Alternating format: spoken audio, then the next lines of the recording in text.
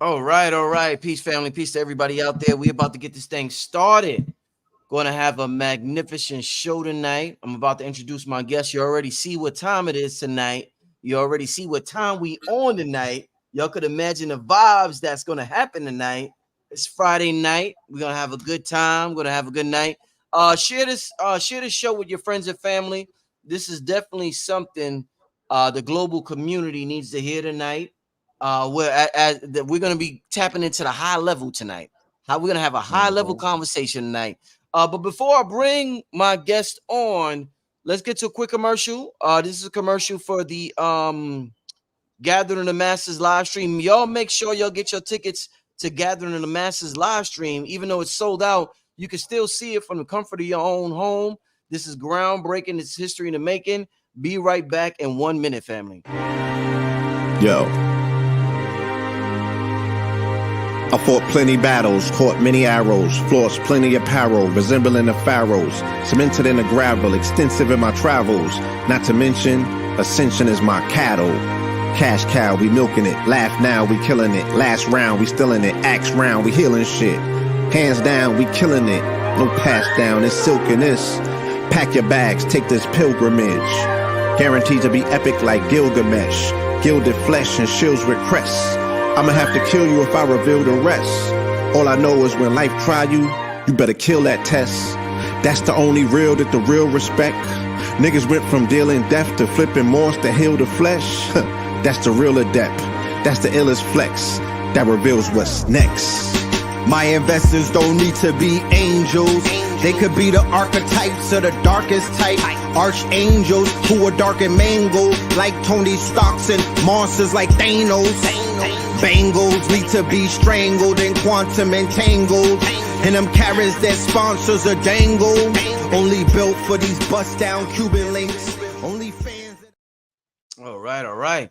Without further ado, ladies and gentlemen, gods and goddesses, kings and queens, want to welcome to the platform once again 19 from Higher Level Conversations, 19 Keys. Man, it feels good to be here, man. It's been a while. It's been a while. Yeah. Thank you and your audience, brother. I appreciate your glorious, illustrious, high-level, educational, intellectual, paradigm shifting platform. Indeed. Keys, man, last time I got an opportunity to see you and kick it with you and chop it up with you on a high level was at the Apollo Theater.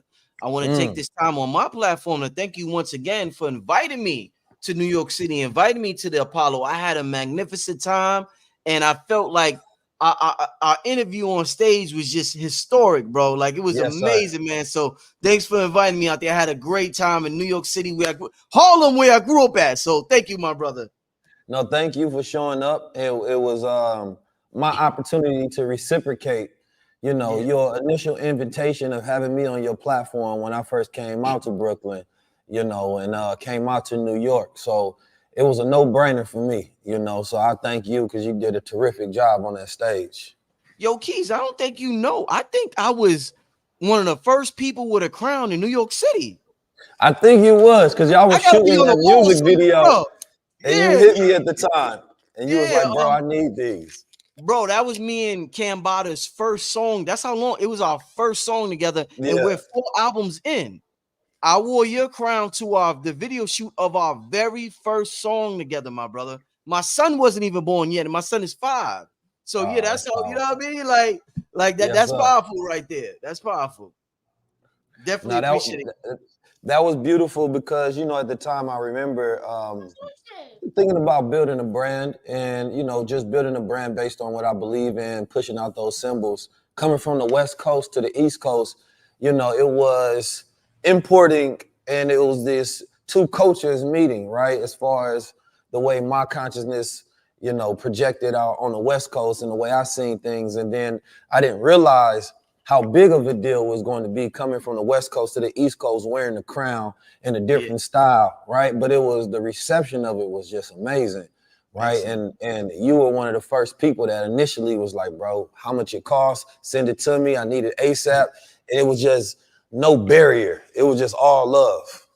Indeed, indeed. And here we are today, family. We're just following destiny. We're following our path, our life contract. I love talking to you, especially during election season, because I don't feel I know that you're not compromised, my brother. And I feel like you have a message that the people need to hear, being such a major. I mean, it gotta feel good to be on a level you are as an influencer and not be compromised and not having to get rid of your integrity, not having to sell your soul, not having to do shit at the P. Diddy parties. Like, you know what I Yeah. mean? Like, you ain't had to do none of that shit, but you made it on a level and you brought the information with you to that level unapologetically. So that's a beautiful thing, my brother. I want to commend you in this important season for you to bring this message. And I know the universe needs you, especially at this time. So we're going to have a great night tonight, ladies and gentlemen. Let me start the show out like this. We're going to start it out right. We're going to have a great show tonight. Let me start it out like this. Give me a second. All right. So, Keys. All right, hold up. Let me share this real quick. Hold up, y'all. Let me get this together.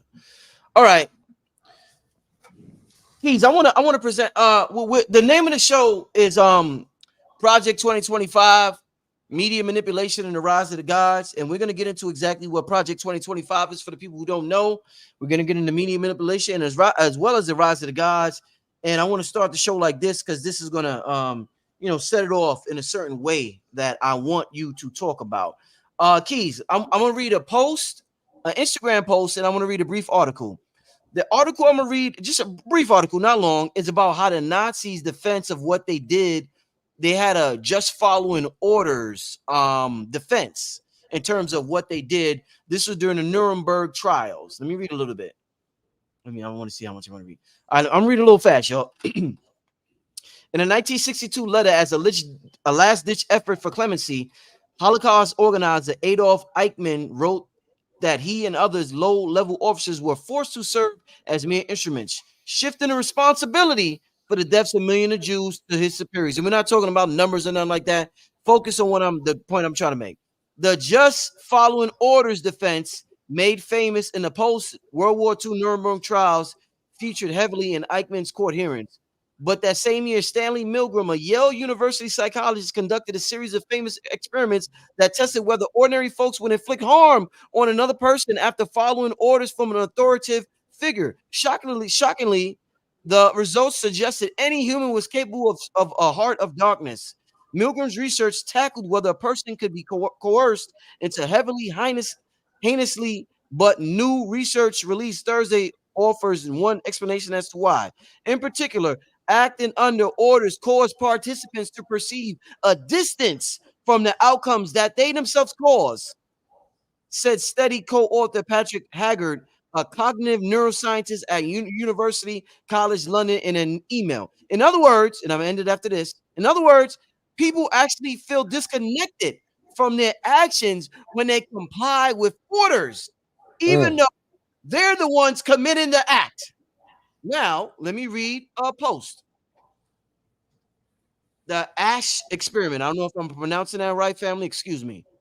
Otherwise known as the conformity experiments, were a series of studies conducted by psychologist Solomon Asch during the 1950s. They found that people were willing to ignore reality and give incorrect answers in order to conform to the rest of the group. 19 Keys, I gotta ask you a question. I just showed a post, an Instagram post, and I just showed a brief article about the Nuremberg trials from Nazis that was on trial. One was about a Nazi officer who said they were just following orders, and that's why they did what they did. And the psychologist said, when you follow orders, you feel disconnected from committing violence or whatever hate act you commit. The post I put up said, hey, people gave incorrect answers, 19 Keys, just to fit in. My question to you, my brother, as being a thought leader in this day and time, 2024, you're teaching the people. You have amazing evidence. You got a book. You're coming out with a book club. You got books up to the ceiling that you can present to us. But Keys, a lot of the people don't care about none of that. They don't care about the truth. They don't care about evidence. They don't care about facts. Keys, they want to follow orders and they want to conform. They want to fit in. So I want to know, what is your strategy if they're not what they don't want to learn? They know the truth. They're ignoring the truth. Keys, what is your strategy for a person who wants to conform and wants to follow orders? How do you approach a person like that? Because they don't care about your books, my brother.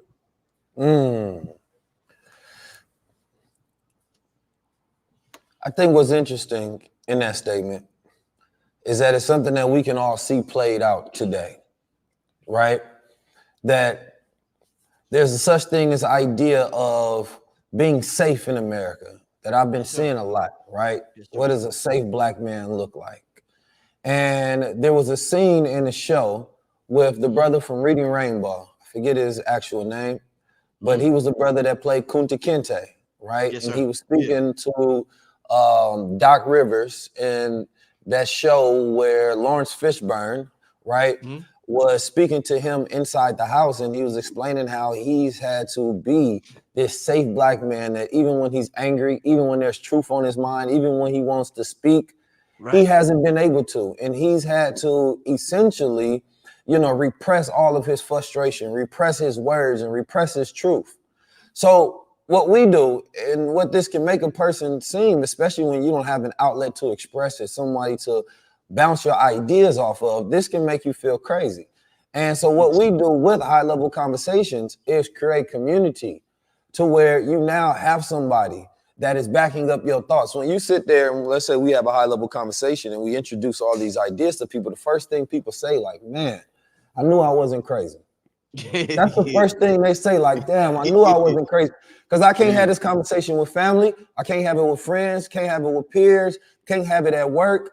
So it's the intellectual isolation that we have when we have our thoughts, right? And we want to speak out, but then it's the fear that comes from that to say that, well, I don't want to lose these things. So there's a part of our brain that tells us to assimilate, right, for the social reward, because it's the easiest path.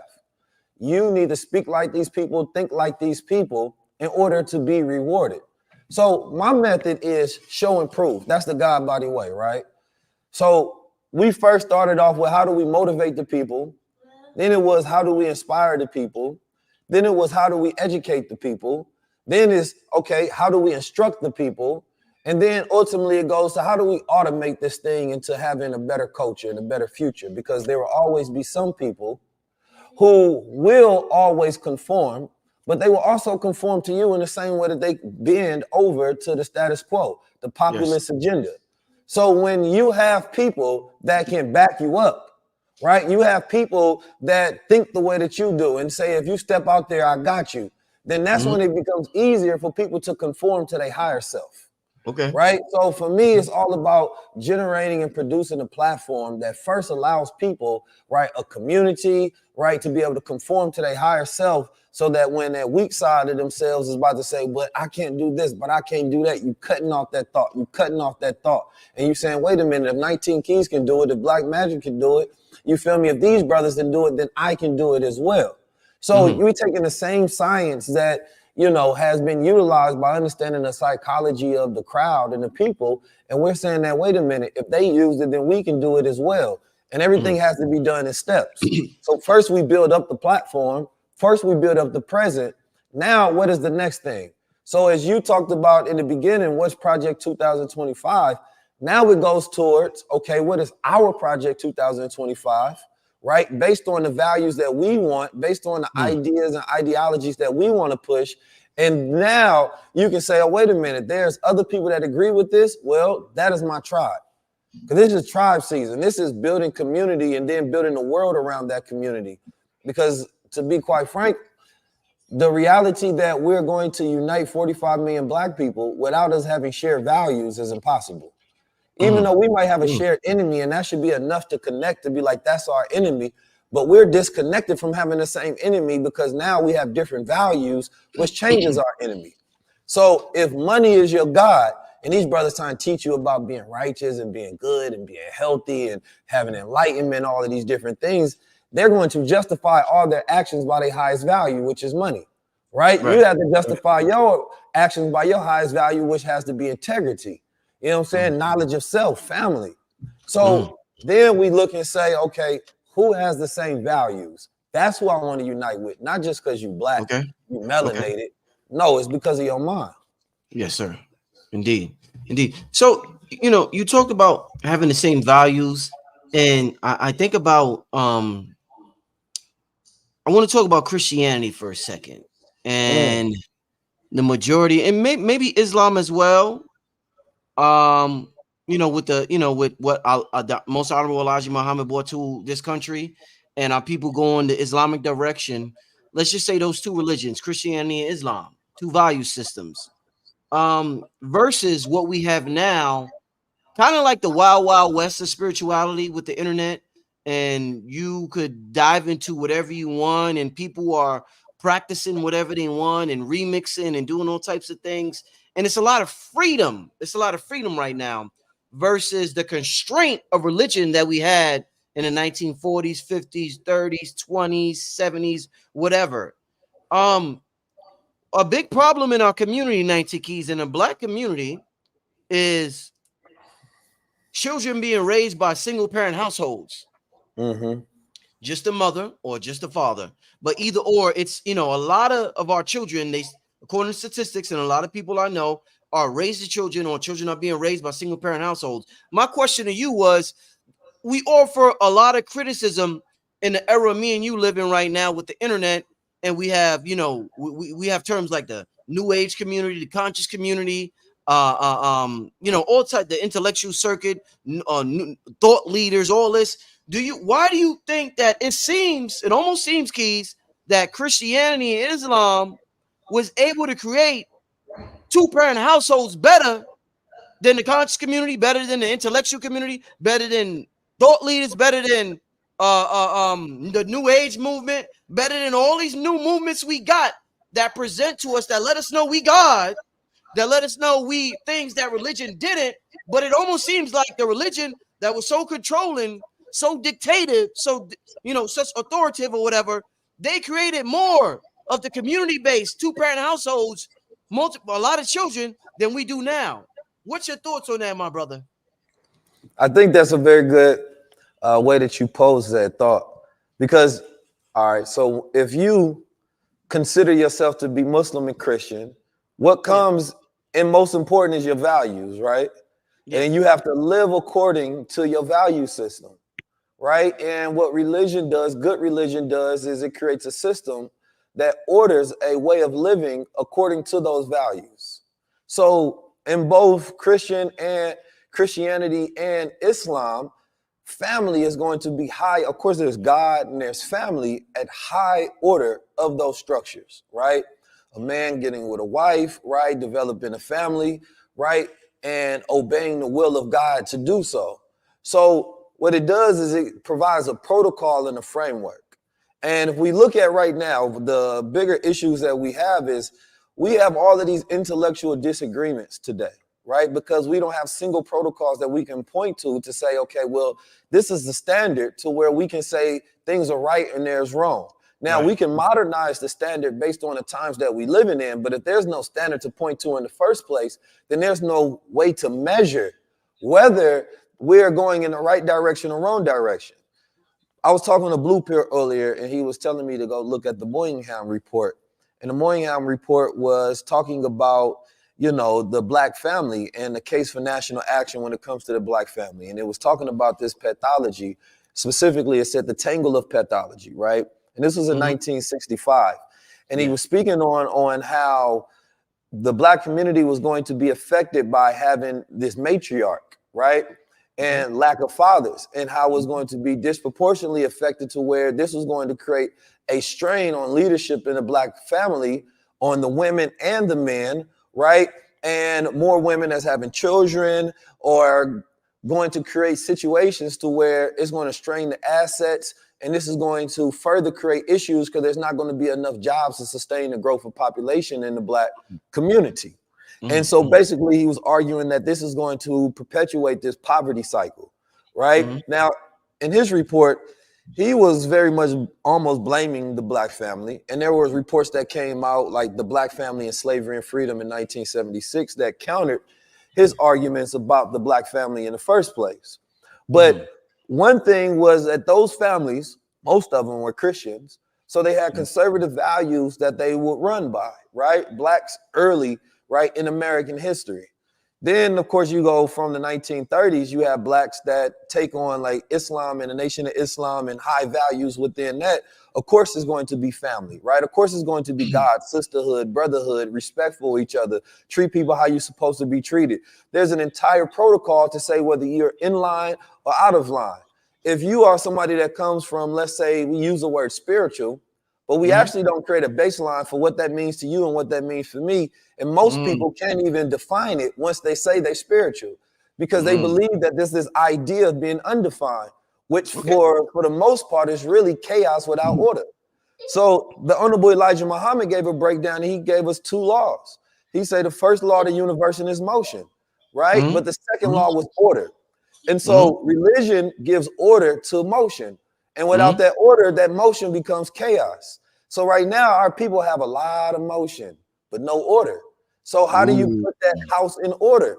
You have to order that based on the values, the belief systems, right? Because now you have to have a system of reward and punishment. So we look at success today. What is it measured by, right? I put out a statement, and I was disappointed by how a lot of black men responded to it. And I was saying that all black men need to work out, right? And a lot of brothers that don't want to work out, I guess they was mad at me. Oh man, damn, Keys. Oh man. But I was looking at the statistics of black men in America, and we have the worst statistics categorically, specifically in health and mental health. And so I was also on your leisure, and I was talking about how there's a direct correlation right now between the mental health of black men in America and our economic prosperity as well, right? If you can't focus, you're not going to produce a thought, right? If your testosterone and hormone levels are low, you're not going to want to challenge and get the rewards of your own merit to produce economic prosperity and success. So then we would have to take a look at, all right, how do we even grade and measure success in today's time? Because most people will point to success as financially successful, but you can be physically unsuccessful. You can be mentally unsuccessful. So we often now have this thing where the hierarchy is money. So we say, well, if you have the money, you're successful, but we're not looking at it in a holistic sense. This person doesn't have family, right? They don't have honor, right? They are not mentally stable. So psychological wholeness is what's missing when you don't have a vehicle that's a framework to even measure whether you're psychologically whole. The way you operate in society, the way you're able to produce thoughts, the way you're able to get along and operate within your community, the value that you bring to your community. We have lost knowledge of self, so that basis of awareness to judge our success and our contribution to our community is lost as a metric. So when we go back to religion, we look at the framework of why religion works. And if you want to replace something, you have to replace it with something as powerful or better. You can't just get rid of it, because then that causes a phase of chaos, because that's disruption without order. Yeah, I definitely hear what you say, my brother. Great answer, my brother. Great answer. You know, you mentioned the and I'm really I can't wait to get into this because I seen your name was mentioned in this I think it's called the Onyx Report. Is that what was it called? The Yes, Onyx sir. Report? The Onyx Yeah, so Report, the Onyx Impact Report or something like that. Yeah, let's get into that now. Let's get into that now. And I want to bring this up because like I said in the beginning of the show, you are you have a huge impact as an influencer globally in this world, impacting millions and millions of people with your message and with your show. There's gonna be people that love your show, like myself, and the people that's a lot of people that's watching this show. There's gonna be people that don't like that you're disrupting what's been going on for the last 10, 20, 30 years. That brings us to this: the black online disinformation landscape. Keys, man, I'm trying to figure out what the hell is going on with this. Why they talking about you in this way, my brother? They got all types of stuff. They got strategic guidance about strategizing against black influencers. They got wait, where's this button? Hold up. They got the 6 core networks identified: gateway influencers and platforms, Black manosphere, far right activists and media outlets, Black extreme nativists and separatists, health skeptics. Anybody who followed Dr. Sebi, you fall right under health skeptics. And you know we can't talk about the whole 2020 thing because you know they strike channels with that, but y'all know what I'm talking about. And something called foreign actors. Then they got prominent narratives identified. Listen, Keys, this shit is thorough. This is a thorough propaganda campaign against your brother like you, against somebody like me, but they obviously targeted you and named you. They also named Joe Budden, I believe, because they got to target the big dogs in the game. So the people who are the most famous, making the most impact. So in this report, they targeting you, but Keith, I gotta get your opinion about this report and about the what they stated and about what you represented. Keys, man, you got to talk to me, man. What the hell is going on with this report and what they're saying about you, my brother? I'm seeing you all over on NBC, all over the place, brother. What's going on, Keys? Well, I was very disappointed when I look at who wrote the report. And so, when I look at it, I'm gonna look at the author of it, because the way media has such a powerful ability to manipulate information in a way to make it seem bigger than what it is. And at the same time, I also learned from the tactics of, my enemies or aggressors. So we look at this report, and the sister who wrote it, her name is Osusu, I believe. She's a Nigerian sister. So I reached out, or I did my research, and I found her Instagram, and I seen she follows me. And I looked at the report that was put out on NBC, and I believe it was done by a Zesty brother who is a writer. And he decided to take pieces of this report, and what he wrote in there was saying, I couldn't wait. As soon as I seen it, he jumped on this information in there and he wrote an article. And I looked at the article, and the article was, egregious in the sense that it wasn't good journalism. It was very much of his emotions and his feelings, being projected, and he couldn't wait to attack us because he's been waiting for that, because he doesn't represent, a man in America, And I'm going to go into something that I believe goes deeper into this. Yes, sir. So we look at the things that they talk about: gateway influencers and platforms. That was number one.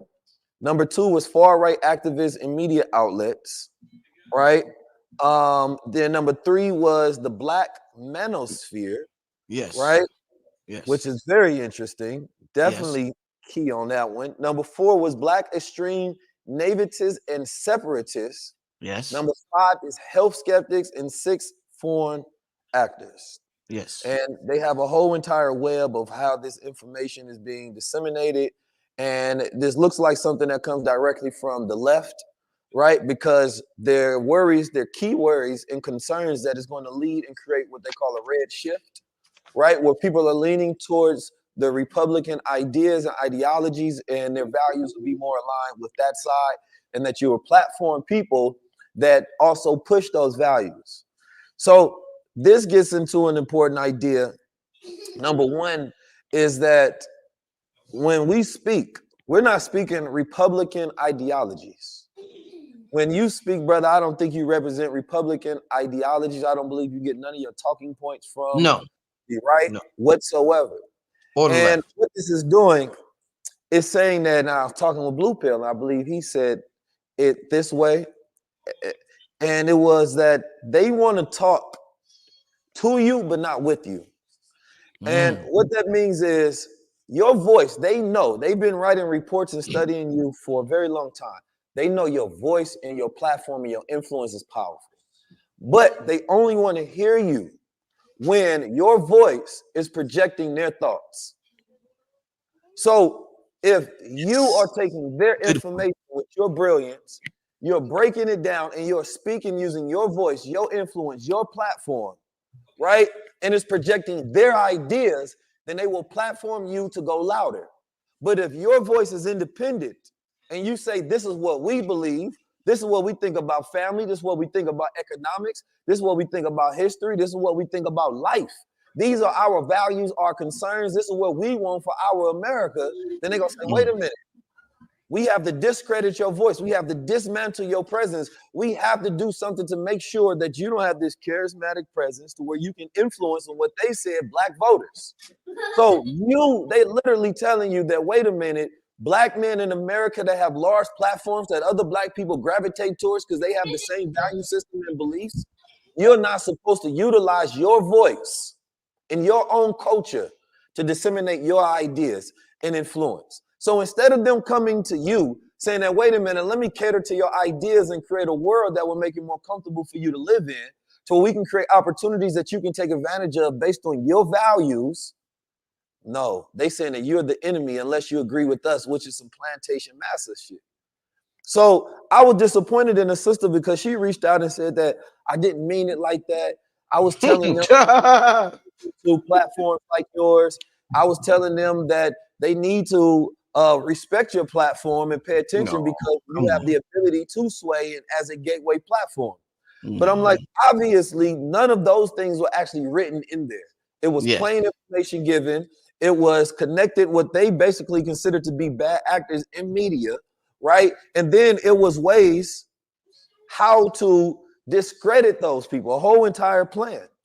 Right. And so when I seen the article, I'm like, wait a minute, but this article represents a key point that you pointed out as a way to dismantle those voices, which is being able to discredit them, because they said they did the research that if you put out discrediting and disparaging articles about these black influencers, then it will sway voters, right, to disconnect with them, and it will decrease their influence. So this is what we consider to be a hit piece. This is a full-on attack. And they act like we not smart enough to be able to see an attack. And this is what they didn't count on, Rich. Hey, Keys, there's a word that I want. No, go ahead. There's a word, Keys, that I want people to be familiar with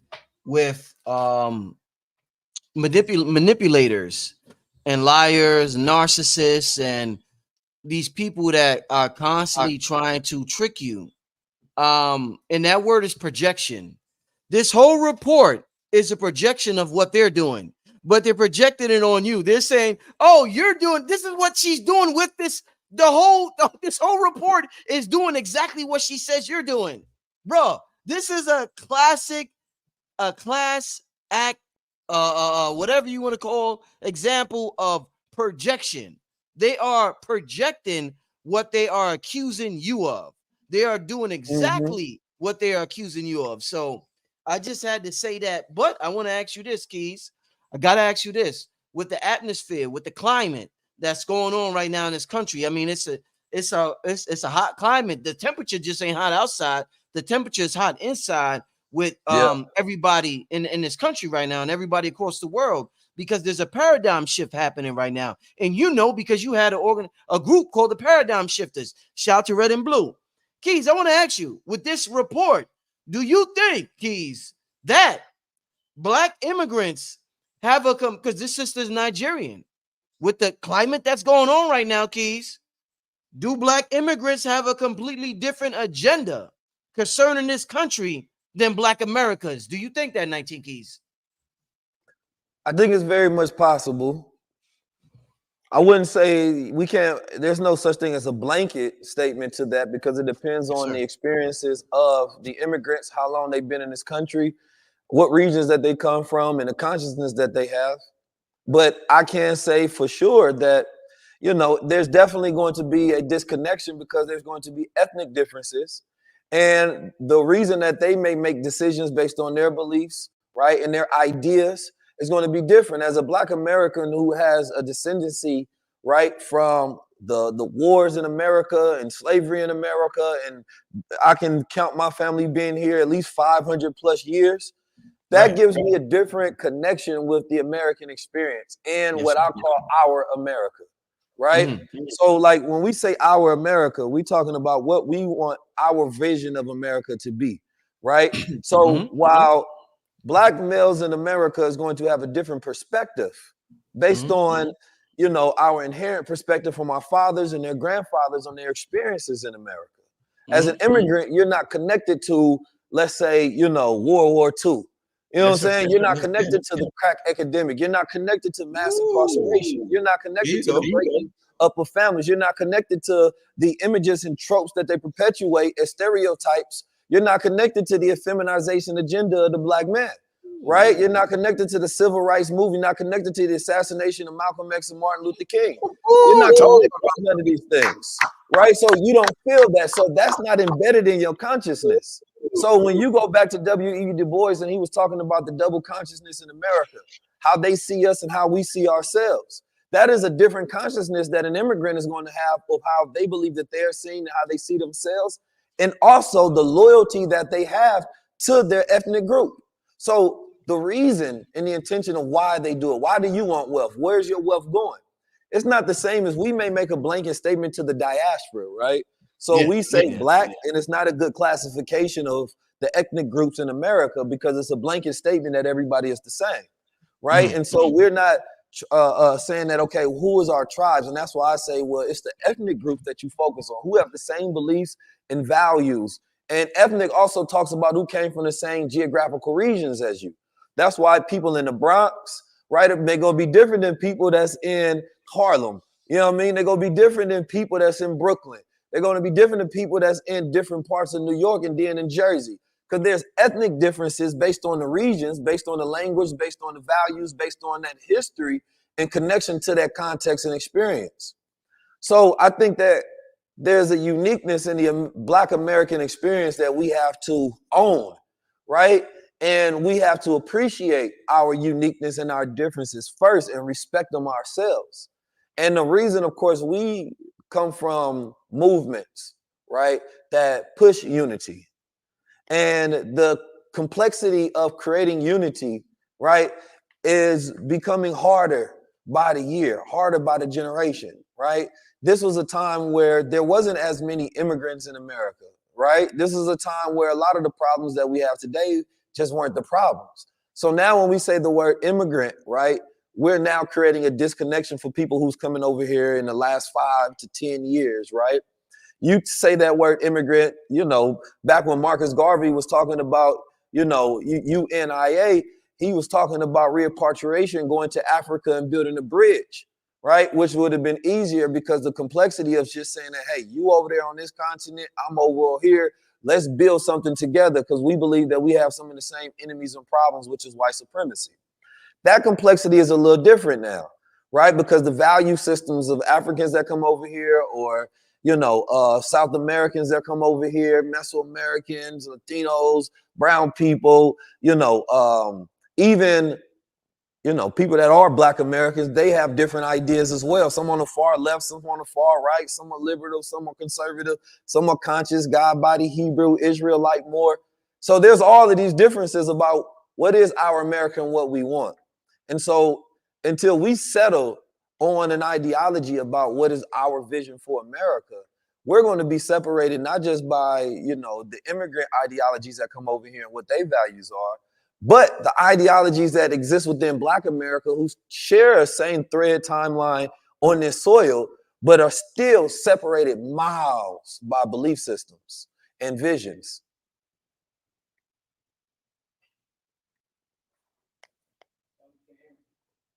I can't hear you.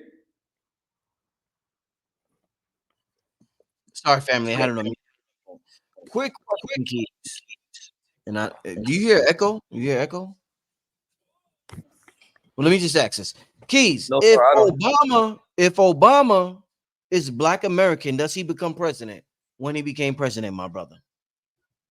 How much does America view Black parents? Yeah. I don't think so. I don't think he would have been safe enough. And it comes back to that safe. Right. It goes back to that. It's very interesting though, because it speaks to strategicness and it speaks to bloodline. Obama is also still a part of the bloodline of the presidents, right? So I think that, I had Robert F. Kennedy and I asked him, I say, how can you really relate to the average man when you are part of the bloodline trust of America, right? You're still a part of the oligarchy, this system, right? Yeah. And, he gave his statement after that. But what the important part is, when we think about bloodlines, there's a different science that is happening and has always happened throughout the world, right? Men would, and women and families rather, would intentionally develop bloodlines to rule over time, right? And so those bloodlines will be embedded with certain knowledge and certain magic, right, and information, and they will have certain resources and assets that back them. So if you were to create a child for a specific person, purpose, and reason, right, because we don't get that intentional in the science of mating and controlling time, but if you did, then you would send a child, right, that could look necessary for the part that they need to play. The CIA, they hire a lot of people that look ambiguous in this day because of the changing demographic globally, right? And how those lines have blurred. So they're going to want somebody that can fit many different roles so they'll be accepted, right, in different spaces. Obama happened to have the perfect safe profile to be accepted by Black and white people. And because of colorism that exists in the Black America, we not only was it been safe for white people, it was safe for Black people. And that's something we don't talk about. Ooh, Keys dropping it tonight, y'all. Oh, shit. Go ahead, brother. I'm sorry. Go ahead, man. So shit. we're not ready for the dark-skinned savior yet. You know what I'm saying? And that's something that we have to think about in our own mind. Shit. Because if we think about who's the perfect candidate to get change, strategic change, right? Then we're going to say, okay, we're going to make them a little fair skinned so we don't have the issues, because we haven't got out of that paradigm, right, of colorism. So we think about, does the ends justify the means, right? And, Malcolm X said by any means necessary. So we picked the right person for the job. Family, Keith said we not ready for a dark-skinned savior. God damn. Family, if y'all not enjoying, put up a 1 if you enjoying this interview. I mean, this is wow. I'm loving this conversation right here tonight. Keys, I want to ask you this. We just talked about that report. We're talking about people being we're talking about conformity. We're talking about people following orders. We're talking about this is an election year. I want to ask you this, Keys. One of the big tactics both parties use during an election year is shaming. And I got a comparison that I want to use. So this is 2024, Keys. Let me tell you something, brother. What you represent, disciplined Black brother. A lot of times, if a woman feel like you shaming her, let's say a woman's out there hoeing, and a conscious brother is shamed, and they feel like they're being shamed by a conscious brother, that woman might hoe some more. There'll be a bigger whore. They're like, man, you trying to shame me? I'm going to be the best whore I could be. You try to shame a gay dude may say, hey, this is who I am. I'm going to be the best gay dude I'm going to be. If you shame a Black man with not voting, they're not going to say, I'm going to be the best non-voter I could be. They will feel shamed that the voting Democrat, they will go in that booth and they will vote Democrat or Republican. Why the hoes, why the gay dudes or gay women, why they don't feel ashamed as the Black people who are out there voting? They seem to have gotten over the whole shaming propaganda, but the educated Black man and woman has not gotten over the shaming propaganda, and they fall for this shit every time. Your ancestors voted. Why you ain't vote? Why we ain't get over the shaming propaganda, but other groups have? 19 Keys. We have not taken the science. And what we do is, when we see blueprints that they use very effectively against us, we don't take it and turn on them. See, the gays learn, right, how to create campaigns. They said, wait a minute now. We're going to create a campaign you can't fight against. Love is love. Okay. Right? Okay. Easy campaign. They're going to say, wait a minute, you trying to shame us? Our campaign is going to be pride. We're done with you now. How you going to fight against that? Yes. Right? They took ideas, instead of talking about your ideas, they projected theirs into the hearts of the people. And then they organized around those ideas and they focused on projecting those ones. Shame is a very interesting thing, because shame is not meant to be felt for a long time. Shame is a signal that lets you know you need to turn around. right? Shame Yes. makes you feel like you're not a good person. And when Mm. one exists in shame too long, they start to rot, right? They Right. spiritually rot and they Right. feel bad about themselves and they think that they're a bad person, right? And I see people who live in shame and they want to feel that shame because they think that they're supposed to, not knowing that you're not supposed to be stuck in shame. So shaming as a tactic is very toxic, psychologically toxic to the spirit and the mind. It's okay to feel guilt. Guilt is something that lets me know I did something wrong, right? I crossed the moral line of my own conscious integrity, and now I need to make up for this. So shame is at the bottom, and you start moving upward and upward and upward and upward. So when Yeah. we're using shaming as a tactic, especially with people who are already in a mental deficit, Yeah. right? You're decreasing the testosterone of a generation to not stand up or feel that they are good people Yeah. whatsoever. And they Yeah. don't want you to feel like a good person because they're hoping the way that they can make you feel better is by doing what they say, Mm. right? And so what we have to do is that there has to be a revolution, right? And I look at Mm. Martin Luther King and I say Martin Luther King had a lot of right ideas, just at the wrong time, Mm. right? And sometimes they were pushed towards the wrong people. He talked Mm. about, peace. And one thing that he talked about, a peaceful movement, right? Radical love to his enemy, essentially. And we haven't had a radical love to each other movement, right? We look at somebody like my brother Golden Child. He has a unity movement out there in Chicago. The Mm-hmm. FOI brothers is constantly going through the streets, showing love to the brothers, speaking to the brothers, Mm-hmm. being non-judgmental, right? Not trying to make the Mm-hmm. brothers feel shame about themselves because the Honorable Minister Louis Farrakhan had once said to address to the Christian preachers, he said, you preaching to our people and you're making them feel shame about themselves. You're telling them that they bad people. You're telling them that they demons, but you're not giving them a way to turn Yeah. it around. And you're not telling them that they're capable of something. So Yeah. when you're using shame as a tactic, you're leaving people in a state of fright or flight, right? You're Mm. leaving people stuck, but you're not telling them about their capabilities. So it's like saying, I see somebody do something wrong, like, brother, that was sick what you was doing. What the hell wrong with you? I don't want to Mm. just leave them in that state. I say, wait a minute, don't you know you a God? Don't you know Mm. who you are? Don't you know this is the science of how to get out your situation? And don't you know you fully capable of that? And that there's a Mm. higher self to you that can, rise above this situation into the thinking of a God? That is turning someone's situation around, right? But Mm. every 4 years, they need the black man to feel shame. And I'm about to break something down to you. Go ahead, brother. This report by Dr. Paul Zak in 2011 that was Mm-hmm. done at the university. I believe it's Santa Clara University. I could be right or wrong about that. But he did a study on, he took 136 male participants and Mm-hmm. he asked them about their affiliations, right, to Democratic and Republican parties, Mm-hmm. right? Now he checked to see these are self-identified Democrats or Republicans, and they Mm-hmm. tested whether they were strongly identified Democrats, strongly identified Republicans, or weak affiliated Democrats or weak affiliated Democratic or Republicans. Now, the interesting part is the test that they ran is that they tested their testosterone, right? And to get a baseline of where their testosterone was, their hormonal levels, right? And week after week, they would do a double-blind study test where they would give some of the participants placebo and they would give some of them testosterone shots.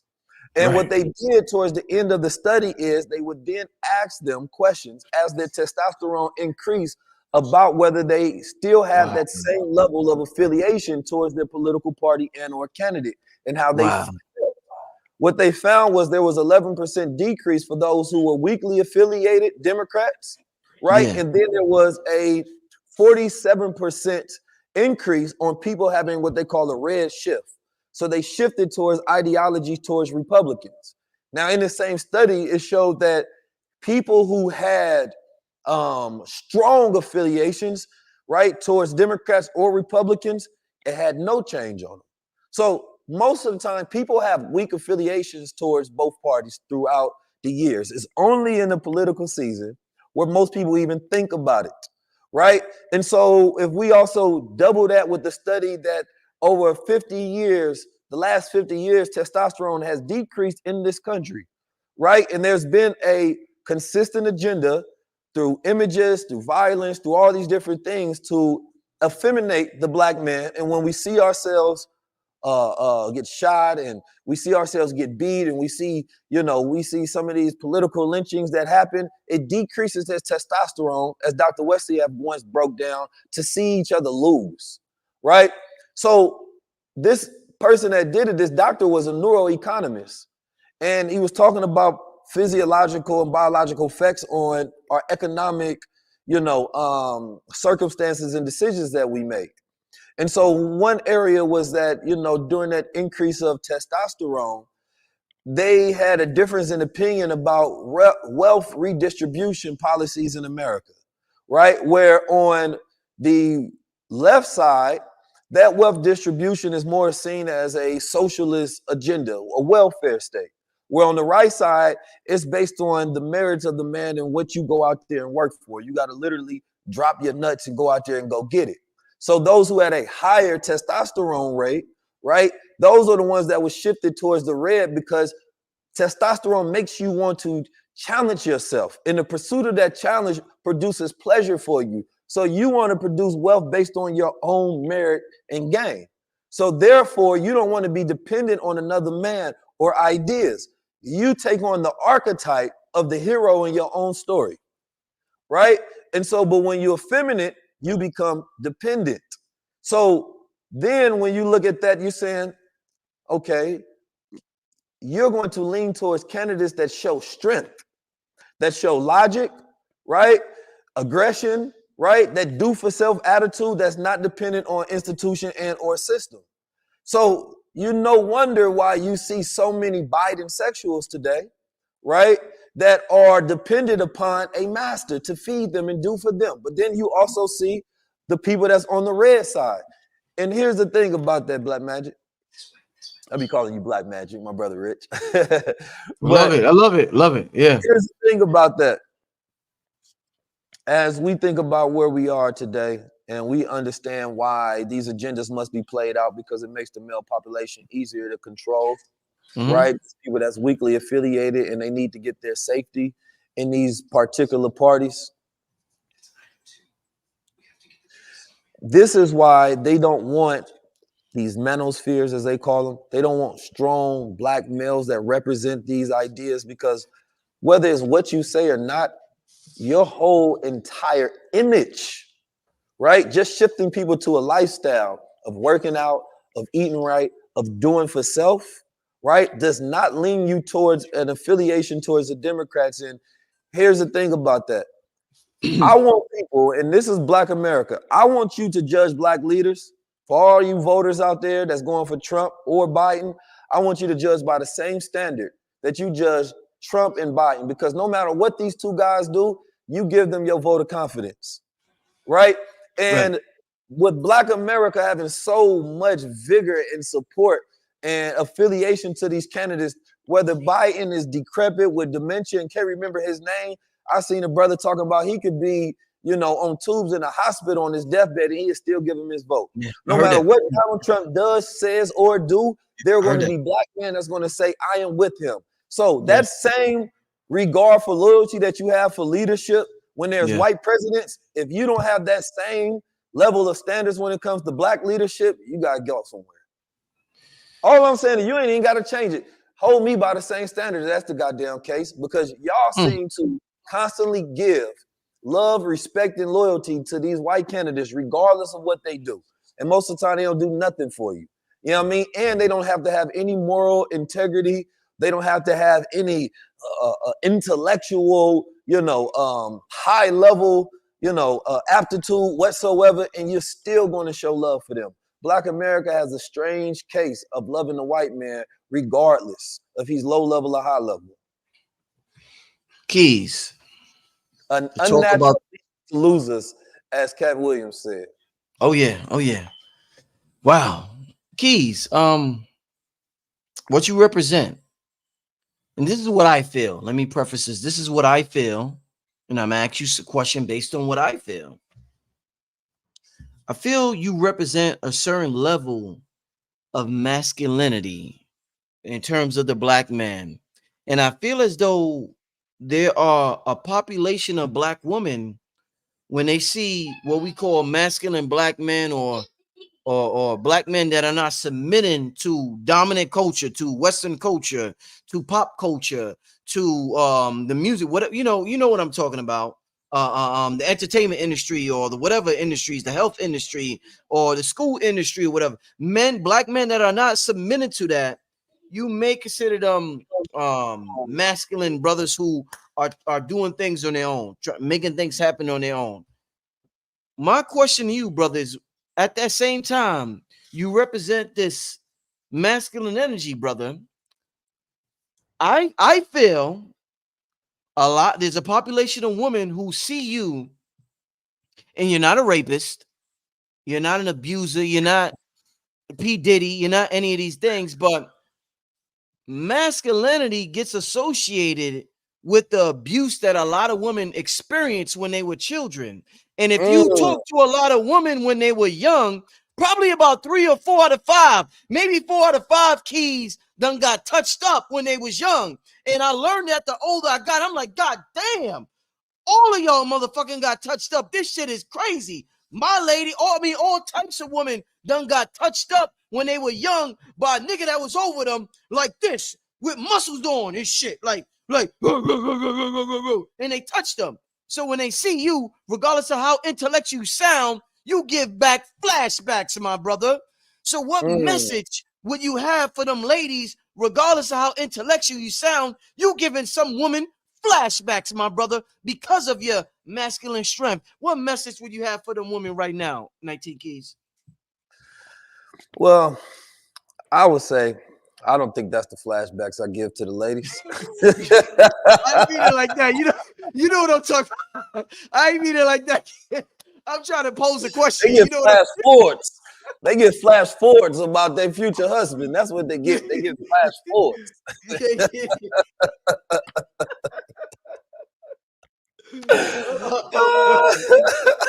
But I know what you're talking about. I just don't. Yeah. I'm trying to make a point. I'm being dramatic, like Stephen A. Smith. I'm being dramatic. I think what you're talking about is hypermasculinity, which is often confused and associated with masculinity, but hyper itself is a trait, right? And so here's this thing in America. We always talk about the nice guys finish last, but we never talk about why, really. Yeah. There are, the triad of dark traits, right? Sadism, Machiavellianism, narcissism, etc. And men who have the dark traits, right? Women actually are attracted to them. Then we get why though? Brothers be like, why do women want street niggas? Why do they pick the wrong people? Because you have to look at the branch of things that are associated with those dark traits. Power, resources, protection, right? Money. Because that person that has that Machiavellian trait and dark energy, he's going to go for those things that he wants, right? He's going to be that alpha in his community. And, she says that he's powerful. Then she also relates that to safety as well. And the thing that's going to make her look at this person as a husband or whatever is he has that light trait as well, though. So it's the light and the dark balance within a man, right? That a woman loves ultimately to where she can say, I can have a future with this man. But a man has to have power over his dark traits and his light traits. And the hyper masculine movement, there is the chaos of the dark traits not being filtered by righteousness. And this is where we get back to religion. We get back to, values, because the dark traits that you tap into those things, they can start to run you, right? That's when you get the narcissistic behavior. And narcissism affects everybody to a degree. Everybody's on the spectrum when it comes to narcissism, right? So we have to get into where are we at in the society, because society rewards narcissism. Right? It rewards it in the way of social media platforms. You make things about yourself. There's women who have whole entire campaigns and men who have whole entire platforms. It's just pictures of them. Nothing else. It's just you. Selfies have become such a huge movement. People literally walk around taking pictures, publishing that. people like that, and you're being rewarded for focusing only on yourself and projecting that outward to the world, and you're getting rewarded for that, right? And so when we talk about hyper masculinity, that was super pushed during hip hop culture in the 90s during the gangsterism and the gangster movement that went away from, the militants and, social revolutions that we were having. And it was that street hyper masculine, disrespect women, not care. And of course, that thread has always been a part of white patriarchal, value systems in America. And so when Black men were learning how to be men and they didn't have men in their household, they would watch these figures, whether they were in their environments or whether they would watch these images on TV, right? And so as they was looking at these images on TV, we were projecting those ideas on what a man was. And you want to know the biggest reason is because we didn't have rites of passage to where we can say, this is when I became a man. Rites of passage in America is such a lost art, right? And a lost system in America that men don't have a point to where they can say, I became a man when I did this or when this happened. So you go to Native American rituals and they will send a young boy out in the woods for 3 days and he got to go fend for himself, create his own shelter. He got to hunt for his own food. That showed him he had the ability to manage himself to deal with the world. So without these rites of passage, now you have these young men taking on these hyper dark traits, thinking that makes them a man without the psychological wholeness to be able to deal with self. And so, yes, a person that is stuck in their trauma and their triggers, they're going to look at anything that reminds them of that, right? And they're going to say, wait a minute, I'm being taken back to that same moment. I'm being taken back to that memory. But what that also represents is an unhealed psyche. And there's a lot of us healing that we don't talk about, right? The collective unconscious. We don't talk enough about the shadow self and doing the shadow work so that there's a massive healing, so the things that trigger us no longer trigger us, so that a man could be a man without triggering when there was a toxic man in your life that did you wrong. And instead of attributing that to masculinity, those traits have to be applied to a broken psyche of a man who was living in chaos, right? Who probably was touched himself, because another thing that we don't talk about, right, is all of the young males in America that have dealt with sexual predation when they were younger and didn't speak on it, right? Yeah. I know people that have spoken to me about things that happened to them when they were children. They like, man, when I was young, a young man touched me here, things of that nature. And this, as a man, it'd be hard to hear, like, damn, that happened to you, right? But you know how powerful that is to release that onto the ears of another so that they can hear it, so you're not stuck in that. And what this does is it creates this hyper attitude of trying to make up for being a man, because you don't know if that made you not a man from that happening to you. So now they feeling like, wait a minute, why that happened to me? I'm not gay.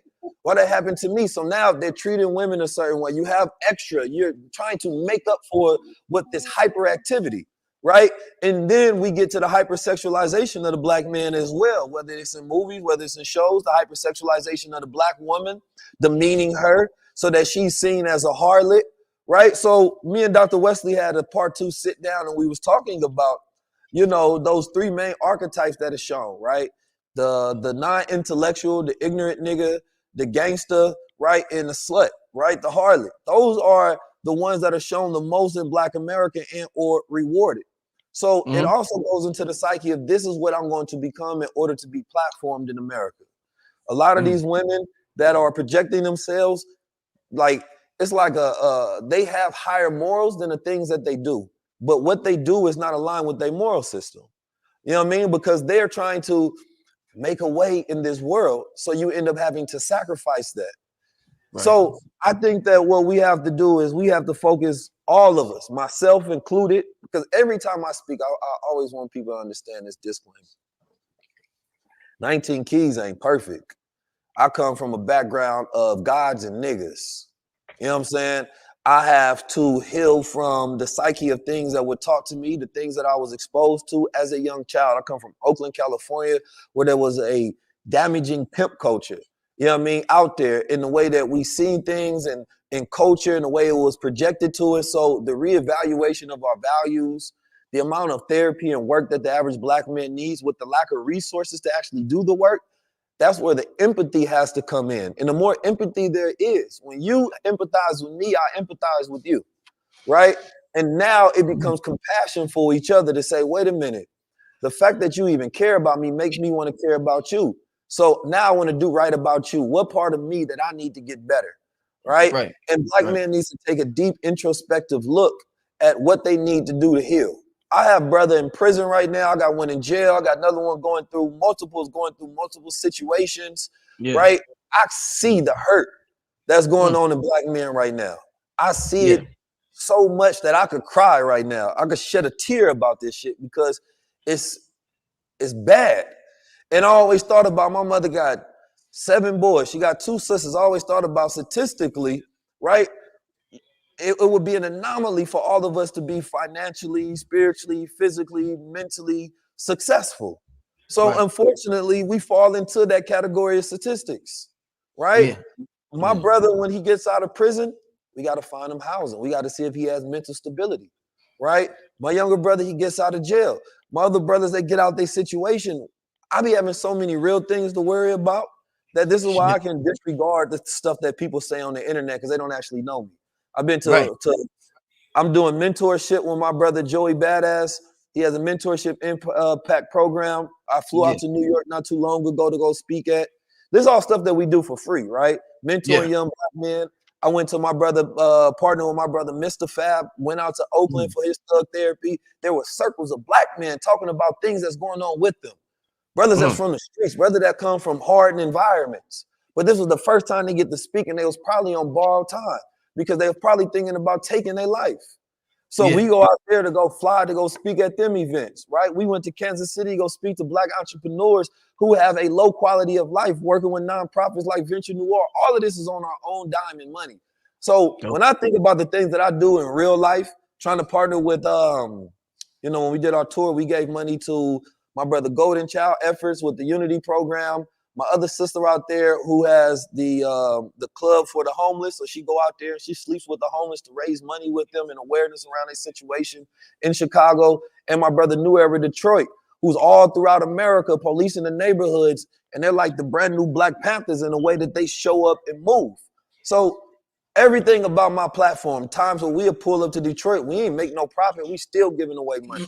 People don't understand this aspect, the sacrifice that is required to build a platform and then get everything away and then reinvest everything. Because I've only had one single sponsor for like one time, and that was on a tour of the history of me doing my platform. Everything has been reinvested into. So black men have a hard time trying to help black men in the rest of the world when they are not compassionate about it. They're not helping invest. They're not helping fund it. They just got to shut the fuck up and get out the way because all you're going to do is make us more aggressive. Keys, it's okay. So you said something important. You said you only had one sponsor. You're doing huge, big, humongous things. I done see some of your interviews, brother, on High Level Conversations. I mean, I think the Billy Carson one is at probably 8 or 9 million, brother. I mean, you're doing it humongous, the best in the world. And to know that you're one of the best in the world is a good feeling, brother. Like there's billions and billions and billions, as Trump says, millions and millions.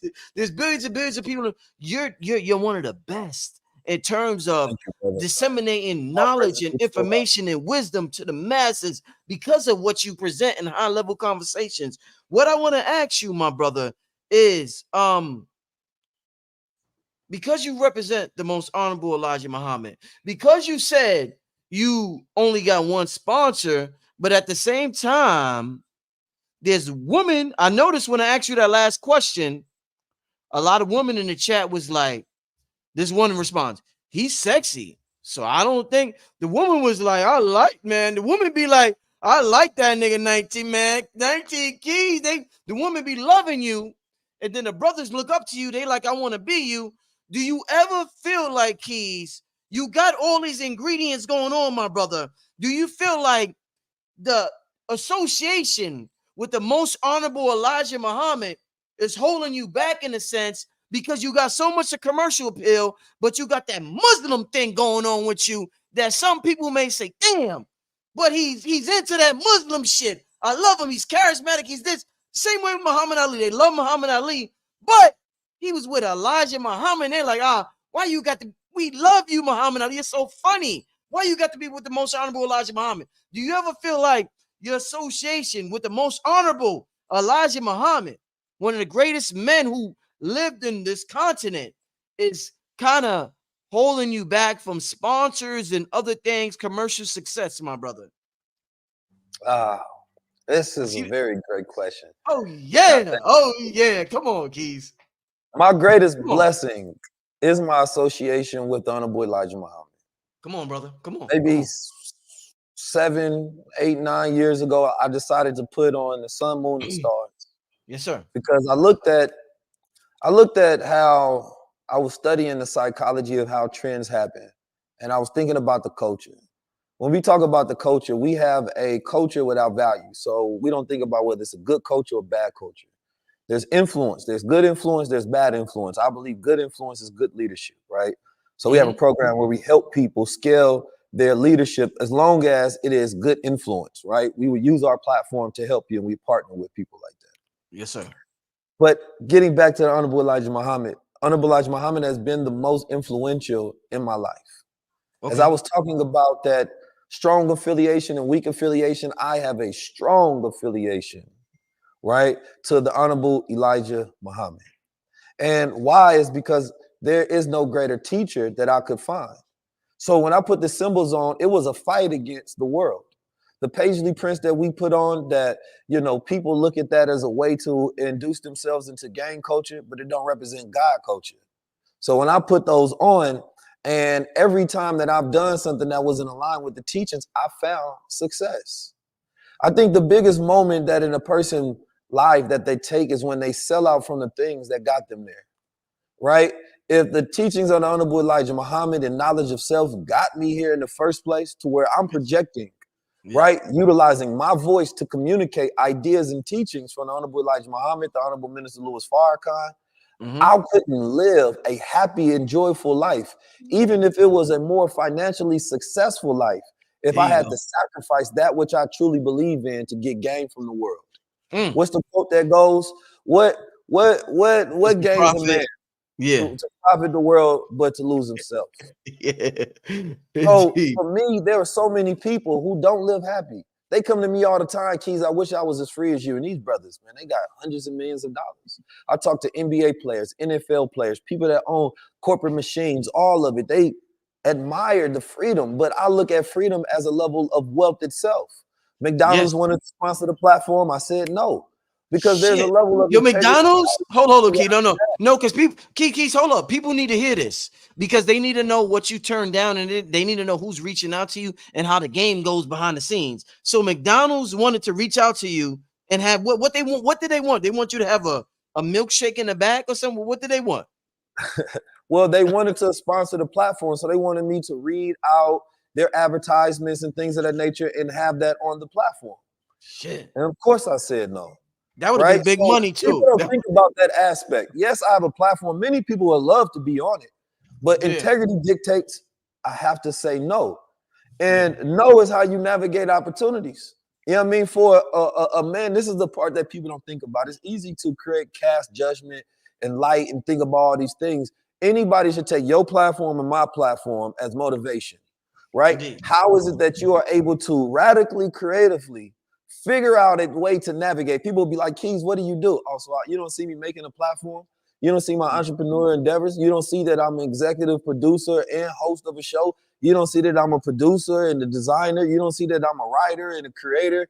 You don't see all of these different things that I do? So anytime you see what a person do, think about the process.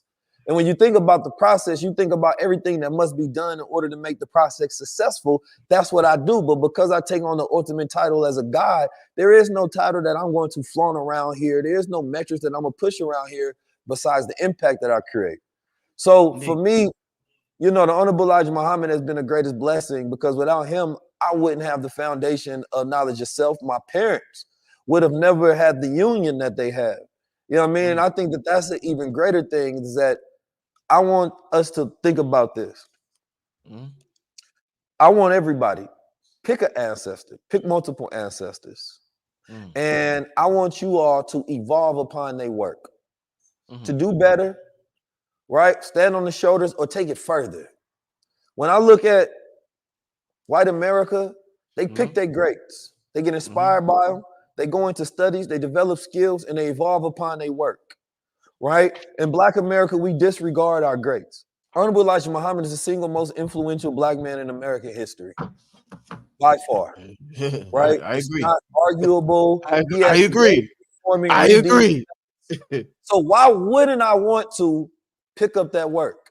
Why wouldn't I want to take those ideas and move forward when I study all sort of Black men throughout history and life? But I think the beauty of it is creating, and this is something that we are required to do.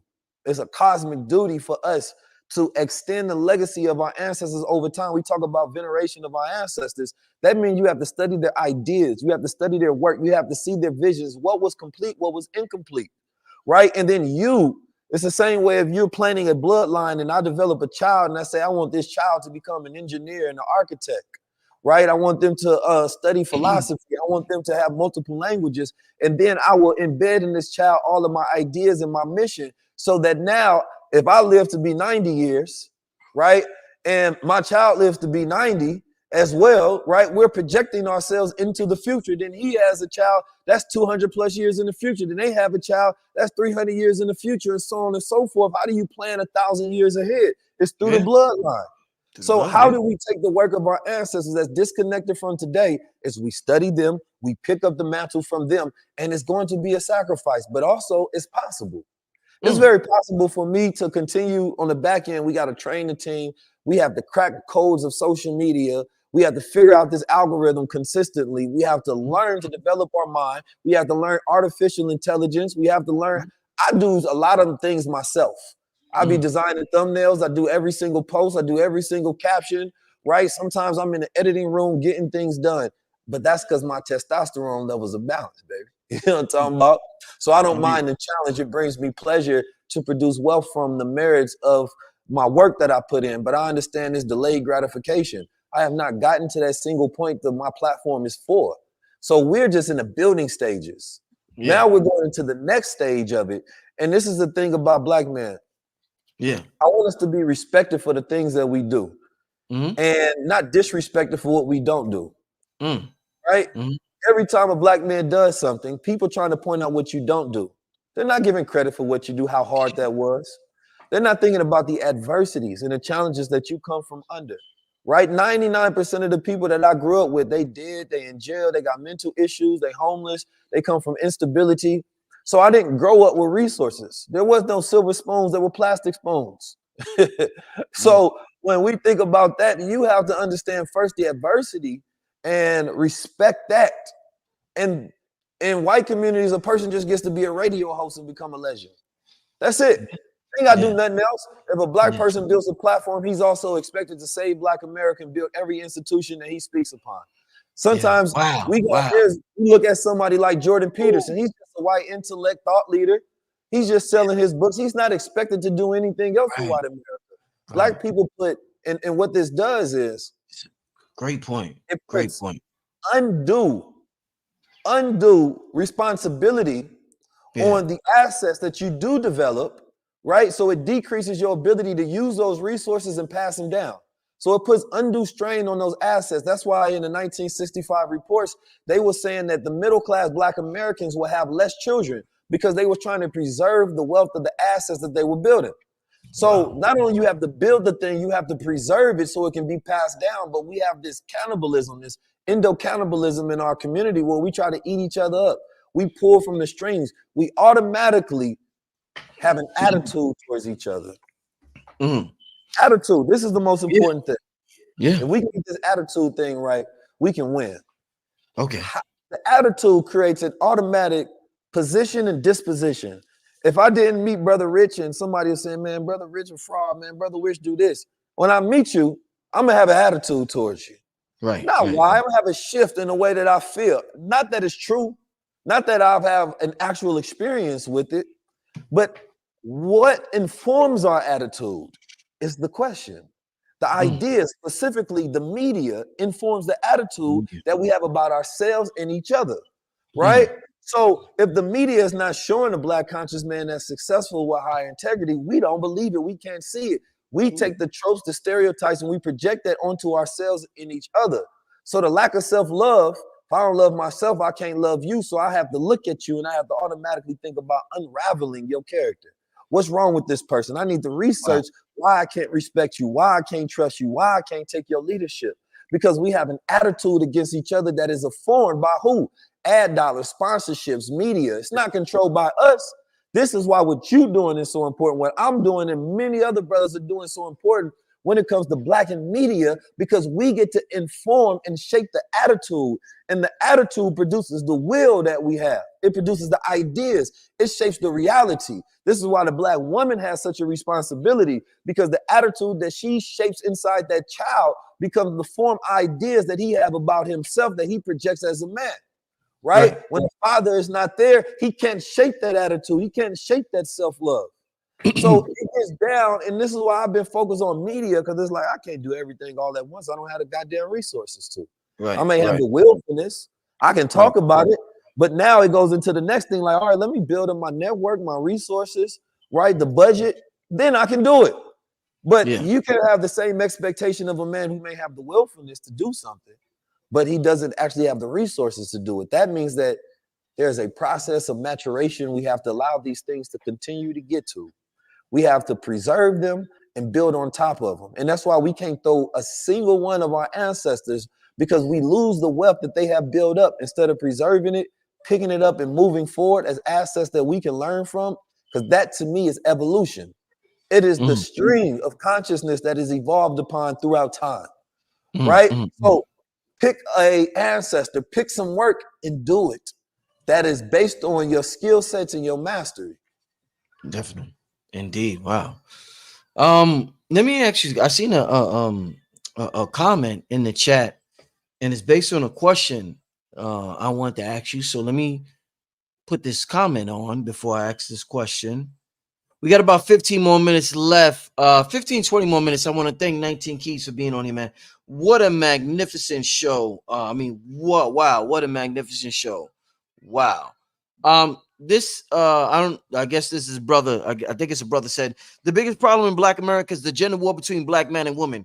Keys, I don't know if you know, but there was like a question asked on Instagram, TikTok, that said they asked this question to women, not just Black women, but they asked this question to women. Since we're talking about masculinity, that's part of the rise in the new gods is dealing with the rise, figuring this thing out, this gender war thing out, so-called gender war thing out.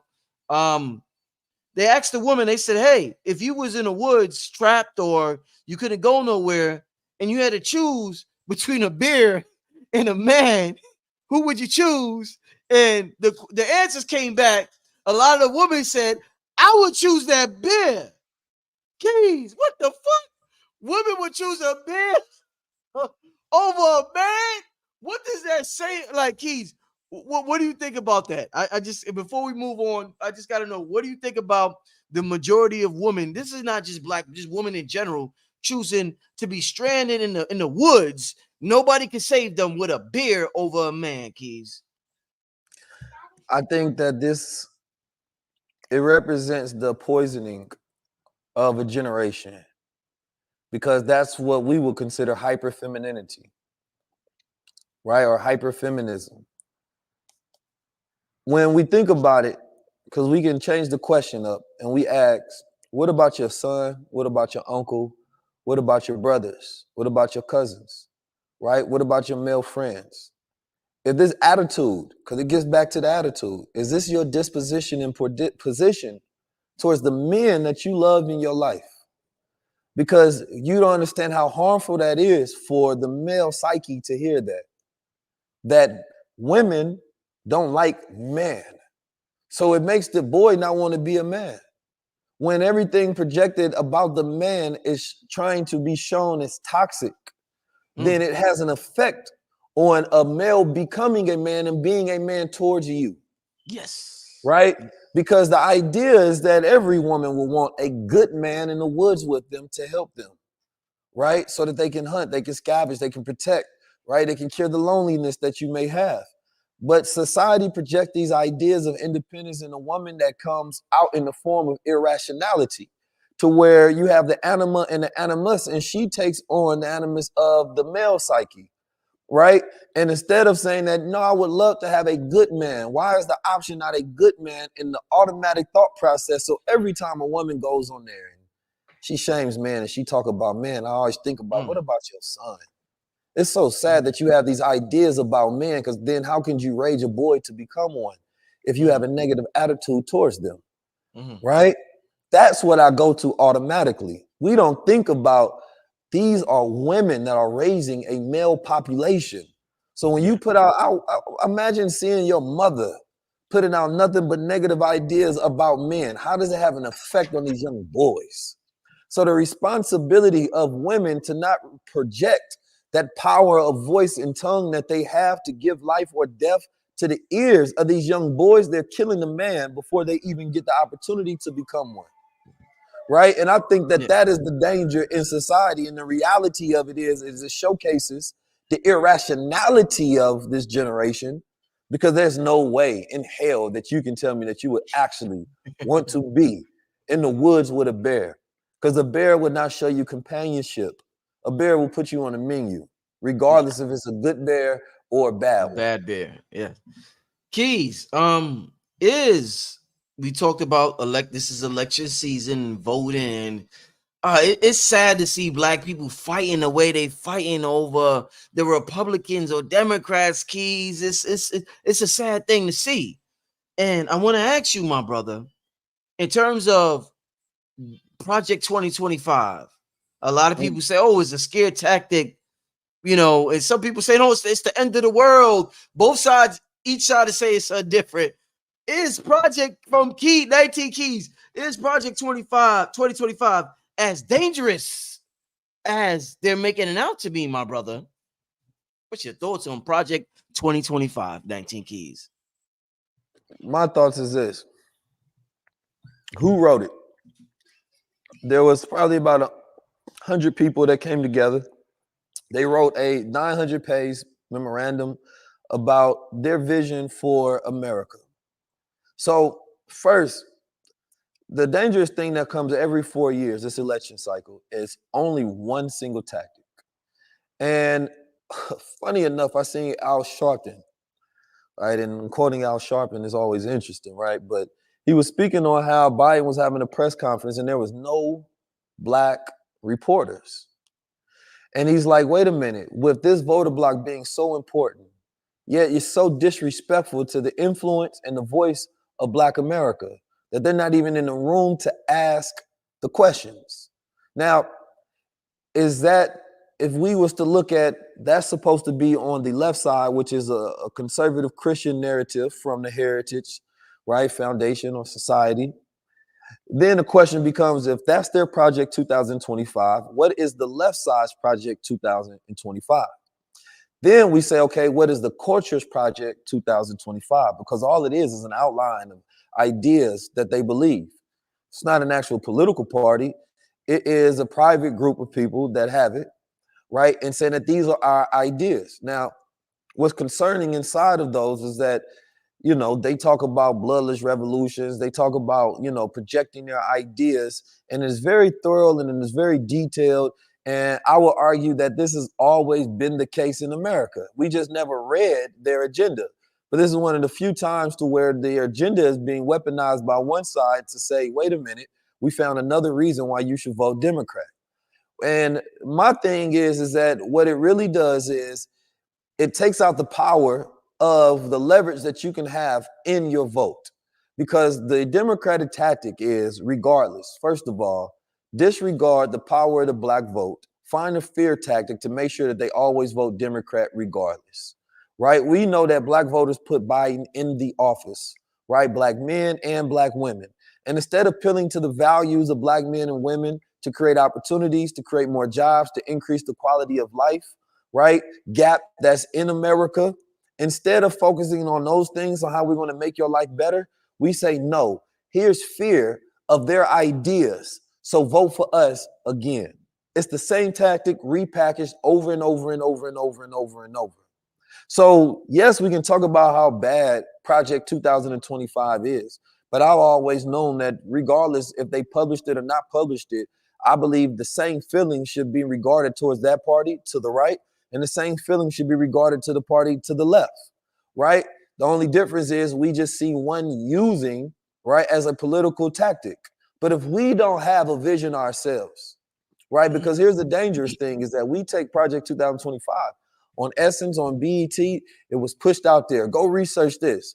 Well, all you're really doing is spreading someone else's ideas. I want to hear Biden articulate his plans for 2025, right? I want to hear the Democratic Party articulating what is your 900-page memorandum about your ideas, because what we end up getting is that I say Project 2025 is not as bad as the effeminization agenda of the black man in America. Now, we know that that's something on the left heavy. We know that that's their agenda, but because they didn't put it out in writing and pass it out in pamphlets, that we're going to act like it doesn't exist. We're talking about two agendas and asking ourselves which ones we are aligned with based on our values, right?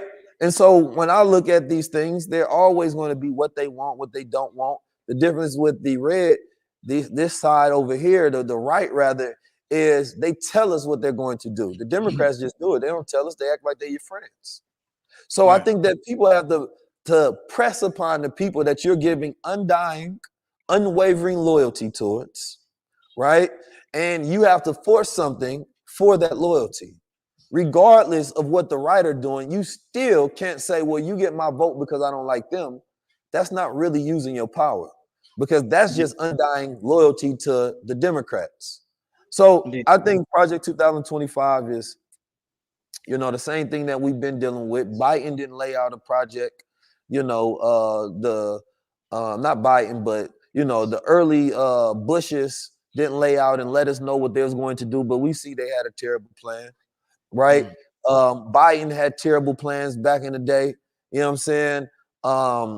Obama had terrible plans with Monsanto's and a multitude of different things with Gaddafi. They didn't tell us what their plans were beforehand, but we voted for it. We didn't know.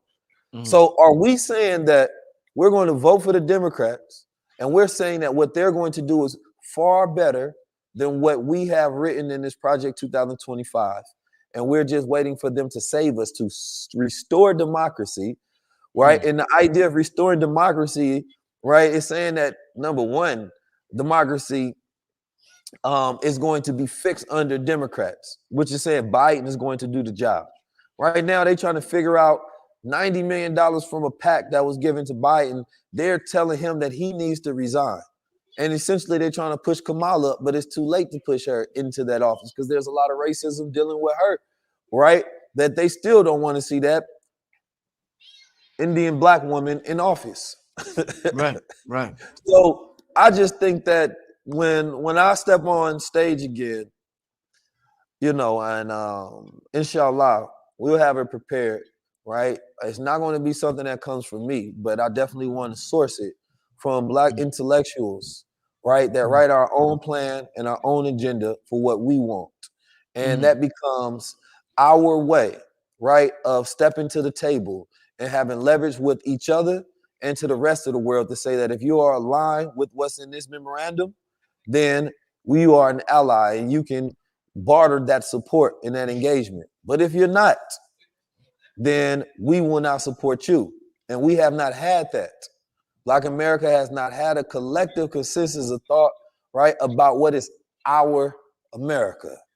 We don't have that. That is what then all black media should talk about. That is what we should force candidates to talk about, mainstream America to talk about, thought leaders to talk about, everybody, right? That is how we take something like Project 2025. And that's not the first report. You go back to the Morningham report, you go back to New Jim Crow reports, you go back to so many throughout America. You always have to remember, once you see one thing, go back to the history of these type of ideas, see how it played out over time. Right? Because all they're trying to do is push fear. And push fear lowers your testosterone and makes you look for a savior. Keith, a realistic scenario. I got a couple of more questions, my brother. A realistic scenario that is being played out, my brother, is let's say you have a household, whether they're married or not. There's a black man and a black woman. You hear all these talking points, Keys. The black woman is leaning more toward Biden, and the black man said, damn, I like what Trump did. he's leaning more toward Trump. What I want to ask you, Keys, is the division. Why is it that black women are more committed, more faithful to the Democratic Party and what Biden and Kamala is presenting? And why are more black men psychologically speaking? You're a thought leader now, my brother. Psychologically speaking, the black men are saying, nah, fuck that. I'm going toward Trump, a different type of slave master. Why does black women lean toward one slave master and a black man lean toward another slave master, my brother? I think it goes back to the male psyche, right? It goes back to masculinity. You know, a man is always going to lead towards a stronger position, right? A stronger candidate of resilience, right? If you are a masculine man, whether you, and let me ask you this, think about it like this. I see sometimes I see this white guy I follow, and he be doing these marathons, and he had busted up his foot. His toes were bad. They was almost dead. And he was doing a 50-mile marathon. And he said he had made a video showing how bad it was. And at the end of it, he put his shoes back on. He said, I'm going to continue and I'm going to finish. So that I remind people to never quit things that they start. And regardless of that man's complexion and skin, I had nothing but respect for that man. Now, there's another black man somewhere in America that won't put on his shoes to walk around the corner. Which man do you think that I'm going to respect and relate to more? If I'm a man of strength and purpose and power, right? Great example. So we have to look at it from that standpoint. So for a lot of men, right, their values and the respect that they have for a stronger leaning candidate, right? The reason why a lot of people was going RFK, he out there doing push-ups and catching rattlesnakes and doing pull-ups. They see this strong masculine figure. And in the time where masculinity is being attacked, right, a lot of men can put all of their value system in at least the restoration of masculinity by a strong candidate. The frailty of Joe Biden, right, decreases you have a logic and you have to figure out a way. Why would I give my loyalty to this man that I don't believe in at all? Because you're not properly being represented. Obviously, Joe Biden is not who you're voting for. If he can't even make a speech, right? So now you're like, wait a minute, I'm not even getting proper representation. You understand me? Now, during times of fear, there's going to be a lot of women that are going to lean because the emotional side, right, of children and women, you know, especially during times of fear, they look for where they're going to be the most safe. So as fear is being projected towards the Democratic Party, and then you look at some of the things that's outlined, reproductive rights, they talking about abortion, they talking about, you know, mortality rates within women. A lot of the Democratic agenda is leaning more towards appealing towards the ideas of feminism and the women agenda that's being pushed out today, right? So while the Republicans represent the old white patriarchal intellect and guard, women, it feels odd for them to have loyalty towards that particular candidacy. So they look at the Democrats as a progressive movement, right? And when things are not working, women want more progress. Women are more in tune with progressive movements, while men more so keep the baseline of tradition. You understand me? So the way I look at it is, you know, we are supposed to have differences, right? There's masculine thinking, there's feminine thinking. There's the animus, there's the animal. We are going to think differently, but when you take the leadership out of the household, see, this is where it gets tricky. When the black man is not leading the black woman and he's not representing those traits of masculinity, right? He's not being the hero in his community, then she has to take on those traits.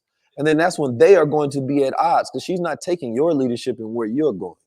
She's deciding that she's going to be assertive and rational and lead herself and do what's best for her. And what's best for the black woman in this country politically, based on her progressive ideas, may not be what's best for the black man and his ideas. Because for a man to feel like a man is the most important thing in a man's life, right? Men go through hormonal changes and cycles, right? In the early 20s and 30s, right? So now when you don't feel like a man, nothing else matters. So anything that's going to make you feel like more of a man, even relating to other men and in the party that's supposed to represent strength, even if it's pseudo strength, that's where your consciousness is going to lean towards, because the rest of it is an agenda that you cannot agree with. Keys, man. I agree. This sister Malika, Keys, you cooked tonight. We've been on for an hour and 39 minutes. You cooked you was chefing.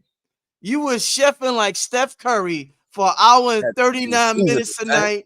Now, what's that, my brother? Tell him what is that, my brother? Because you're so Oh, sharp. What is that's that? What is oh that? this that lion's mane, right? That Yeah. lion's mane, and that lion's mane, and it has cannabinoids in it, so it's a nootropic that stimulates mental acuity, focus, learning, sharpening your thinking. Especially as we're going, we got all these plastics in our bodies. We are over chemicalized today, so there's a lot of cognitive decline earlier and earlier for this generation. So this helps remyelinate, right, your neurons. So essentially allowing your thoughts to be able to pass sharply and electrify your brain, right? So we talking about that neuroplasticity, that regenesis that's happening in your brain. And then we got the sports moss, and the sports moss has the cordyceps in it. Now, interesting, they just did a study on cordyceps to show, the ATP production, adenosine triphosphate, which Mm-hmm. that's going to give you that overall feel good, that willfulness. But Yeah. in this study, for the first time in human studies, they had shown how, when you work out, it's going to induce the inflammation of the muscle for the point of sending cells over there to help heal it faster, right? And Mm-hmm. grow it faster. So within 24 hours, they did a double-blind study and showing an increase of people that took cordyceps post-workout. They recovered way faster, right? And they had a higher intense workout. So Mm-hmm. I take those cordyceps when I want to work out and I want to be tapped in, because for me, the physical protocol is necessary. You got to literally have God body, not just in the mind, but in the physical. Mm-hmm. Indeed. Keys, let me ask you this. Goldwater.com. Yeah. Oh yeah, go. Spell that website, 19, please. yeah, Spell it. you can go to 19keys.com for everything. The book club as well. Go to 19 Keys. We're going to be starting soon. Our first book is The Spook Who Sat Beside the Door. So we're doing 90% nonfiction and 10% fiction, right? So in this, it's going to be like master classes. As we're suggesting books that you read, you're going to be learning so much, because I believe that, there's a direct correlation between education and income. And some of our people are not smart enough to make decisions for themselves, right? They're not smart enough to put themselves in a better decision. So the book club is literally, right, the education of the culture. And Indeed. it's free. Oh yeah. Beautiful. We need a lot of book clubs right now, so I definitely advise everybody to check that out. Before we get out here, last question I got for you, my brother. Like I said, an absolutely magnificent show tonight. But I want to ask you, I gotta ask you. Um, I did a video recently with Blue Pill, and before we did this show, I went on your YouTube page, 19 Keys, and I looked at the video you did on Mm, with the first video I watched. This morning I watched a video with you, Mike Rashid, and a co-host. What's your co-host name? Steve Jones. Steve. Yeah, Steve. Yeah. So I watched that video. That was a great video. The next video I gotta watch is the video you did on Eric Weinstein about Terrence Howard. So I gotta ask you before you get out of here, because you work with the brother Billy Carson. I work with the brother Billy Carson. The black scientists, they are emerging on the scene, making an impact on the scene with quantum physics. And Terrence Howard recently had a lot of ideas, a lot of questionable things he said that people agreed, disagreed with. And he had an interview with Joe Rogan that went viral, super viral. So viral, Joe Rogan brought him back. He brought him back, and this time he had a guy named Eric Weinstein who is just, well, what's that word? Rebutting? What's that word, Keys? Refuting or Yeah, disagreeing with refuting everything. Yeah, everything. refuting everything he said. Eric Weinstein was so, in my opinion, was so disrespectful to Terrence Howard. Tell him, stop talking, stop teaching. All types. He was just saying all types of crazy shit, especially when he started drinking. I felt as though when they started drinking, the interview got more and more disrespectful because the interview was about 3 or 4 hours long. But my question to you is, if Terrence Howard could hear you talk now, and like I said, I didn't see the video you did, and I don't know what you said, but what would you say? Because I did a video with Blue Pill, and a lot of people watch it. If Terrence Howard's watching now, or a representative is, what would you say to the brother about the interview that he did with Terrence, with Joe Rogan and Eric Weinstein, my brother. Mm. Well, you know, I watched a little bit of your interview before I Yeah. did mine, so I quoted you all a little bit in it as well. Mhm. And people have been asking me about when it first came out. I got so many DMs. Oh, I can imagine. I can Right? And imagine. we had reached out to Terrence Howard Yeah. and his team months Oh, prior to this because I had Terrence seen. Howard on High Level Conversations. But hold up, Keys. Let me just say that Terrence Howard on High Level Conversations. Can we put some energy out there in the quantum field to project that? Wow. Wow. Go ahead, my brother. Go ahead. Yes.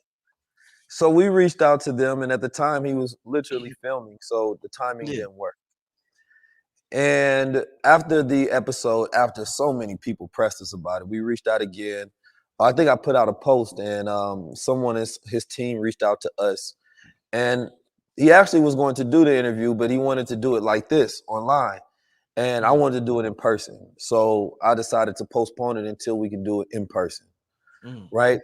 And as I watched the second one, because I was already enjoying and impressed by Terrence Howard's interest level in science and mathematics.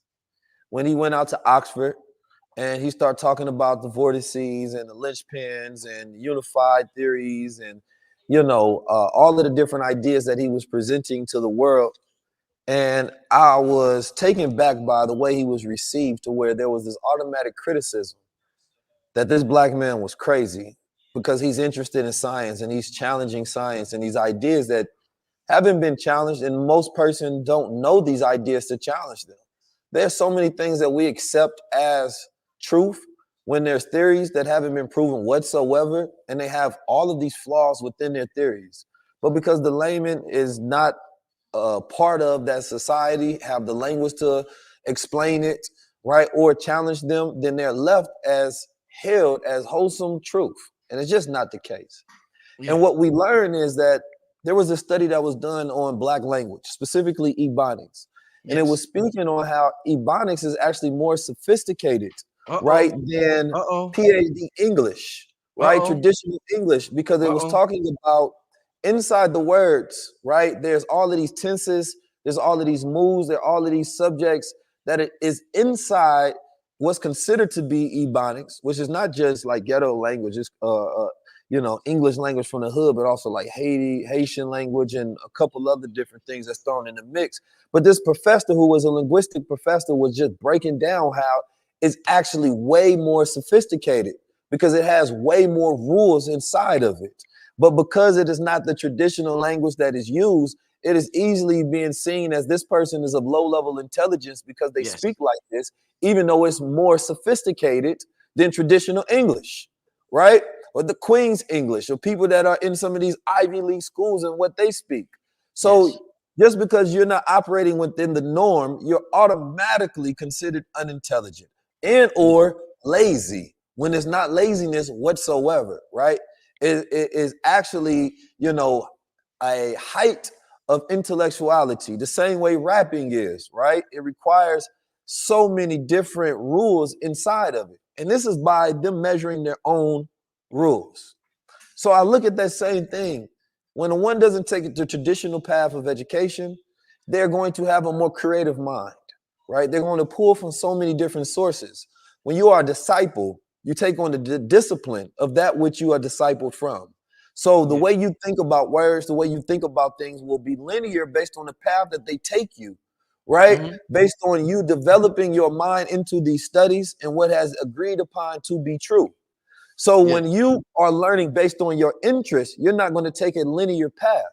You're going to take a path that is completely based on your interest, and you're going to Mm-hmm. learn at the speed that is necessary for you to dive deeper into those interests, based on you mastering the language, based on you having an understanding on it, right? So that you can start to contextualize what these things mean to you.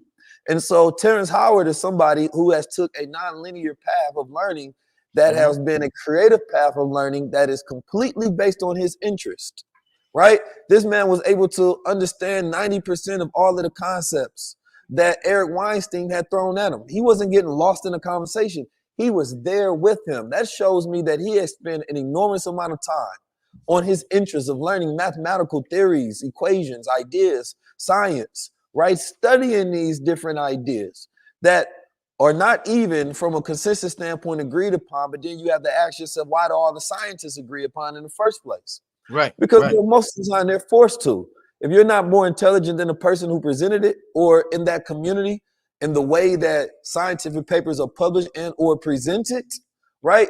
Then of course you're going to assimilate and you're going to conform to those ideas, and you're going to use their theories, because to present your own will leave you discredited. And there's only so much funding in the mathematical and scientific world. So you're going to present ideas that allow you to get money as well. We don't talk about that in the science community. But Terrence Howard is not somebody that's trying to publish a paper. He is completely speaking upon his interest, and he is speaking upon the mafia that is the science community, right?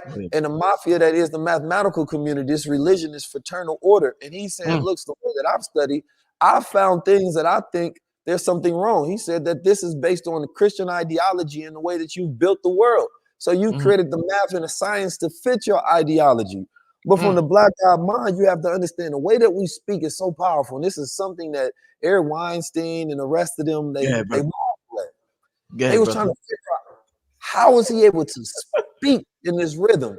And this is one thing that they don't have. Because in Kemet, we didn't just study the mind, we studied the spirit. But they only took the psyche, something that was measurable to them, because they didn't have the power of the unseen. So when we talking spirit, we talking ka, we talking breath. And what breath does is it gives life to things and it animates. That is our power as a people. We're charged up with energy to animate life. So we animate things when we speak. We're animated in how we talk and how we move, right? In a way that we dance. We talk about science and mathematics in an animated way.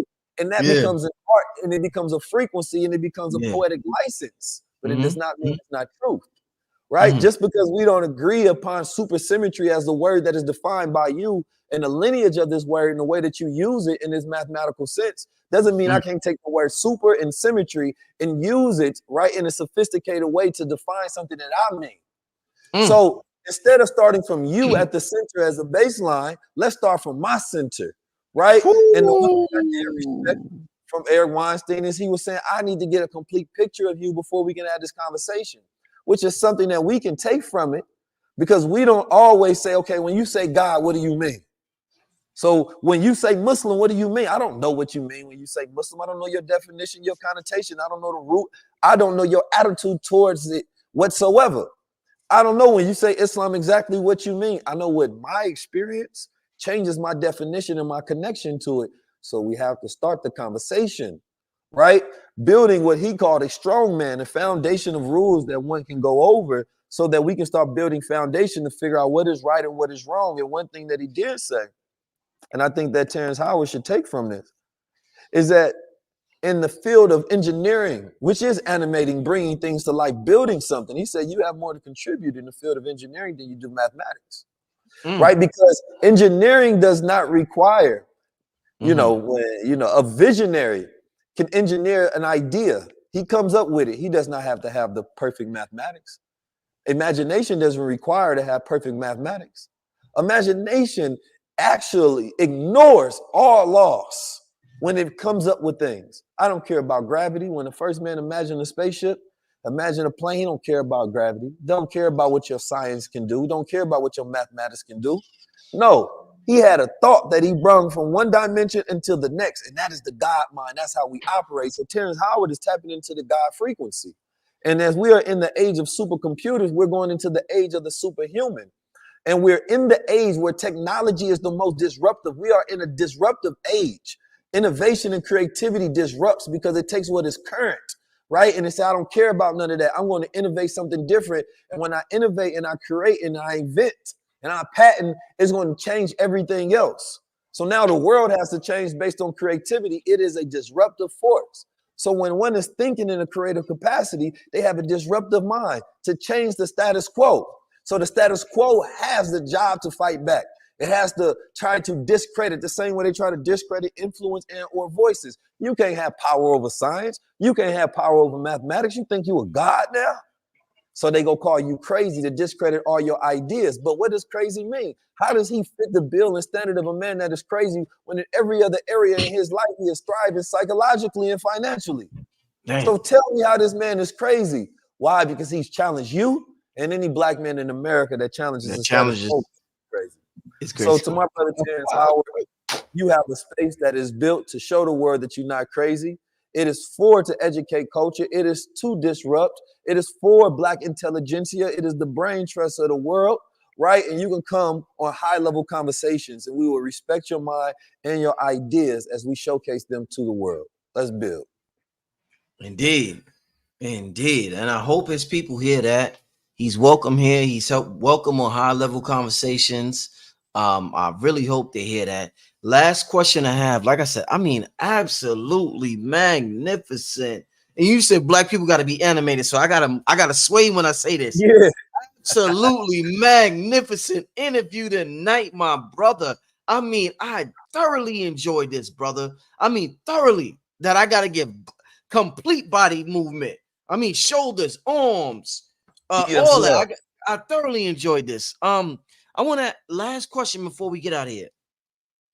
Based upon our conversation, I remember Bobby Hemmett saying one time that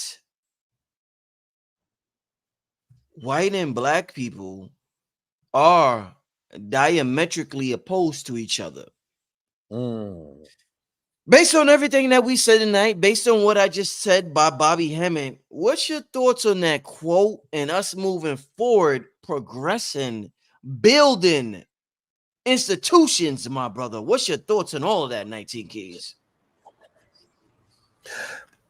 There is a scientific study, yes, sir, that speaks on the electromagnetic effect on human beings. Specifically speaking on how the sun rays affect human beings. So as we go through different, sunspots, right, where the sun has a cycle to where it reaches peak like every 3 to 4 years, it has an effect on human beings. And us being melanated, this study has done basically the effect that it has on Caucasians. It doesn't take in the fact of our melanin. So yes, we have different charges, literally. Yeah. Right. I think when we look at our hair and we see our hair defies gravity and it's a coil, right, of electricity positioning outward, that's that charge of electricity that we have within our cells. And then we see other people when their hair is flat, no charge. And not thinking at the same level. And even when you show some of their scientists that do be thinking at a high level, their hair be frizzy and crazy and all out. Albert Einstein. Yeah. He got the afro. We have people that get charged up. Shit. Yeah. And we're going to build a different world with that charge. We have a cosmic destiny to align ourselves with the cosmos, the cosmic events that happen. And so as we look at the sun, some people look at astrology, but we can take it back to science and mathematics, right? And this is where I respect science and mathematics, because science and mathematics has a process. And when we are mathematical thinkers, we are logical and we are rational. And when we talk about today's math, we got to show and prove and we got to build. There are tribes within us, right? There's deep when we talk about the tribes. And the thing about the white and black is white was created to give white people privilege. When we go look at Bacon's Revolution was a time where, the lower class citizens of America had revolted together, combined together to fight the higher class, right? Because they weren't creating opportunities for them. They weren't creating jobs for them. So they said, wait a minute. All the farmers got together. Everybody got together and said, let's go against this government. They said, wait a minute. We got to do something about this. Let's create loans for, let's classify them and bring them together so they can understand that even if you're not a part of this, we can continue to use the Hermetic prophecies and these ideas that we've propagated that black people are inferior and this is why they're supposed to be in a demeaning position, right? So we can then say you are white. And if you are white and you come from this background, you can get a loan and we got some jobs for you. But you have the disconnect, right? The collaboration that you have with black Americans to never fight and oppose the 1%. So the white people was like, hey, sorry to tell y'all, man, but I didn't realize y'all was being treated bad because y'all niggas. and we white men, we supposed to be treated good based on a good book and based on, you know, our superiority. So then white was created literally at a status of privilege, right? To disconnect people who go through the same existences as they fight, right? The institutions and the governments. Because this thing about this whole thing in America is that we're all in the same experiment. When they put GMO in the foods, when they put the chemicals in the big pharma, put the chemicals that have all of the side effects, oh, it's affecting all of the people at the bottom. It's affecting everybody. When they decide to get rid of jobs and technology and artificial intelligence come and they putting profit over people, oh, it's going to affect all of them. Yeah. So what is the most powerful thing that we can do? Mm-hmm. There first has to be, and this is something that I see if we thinking higher level, we thinking a little far out, right? First, the people. It's always the people versus the machine. But the way that you keep imbalance and disorder is you have the people disconnected by all these titles and differences.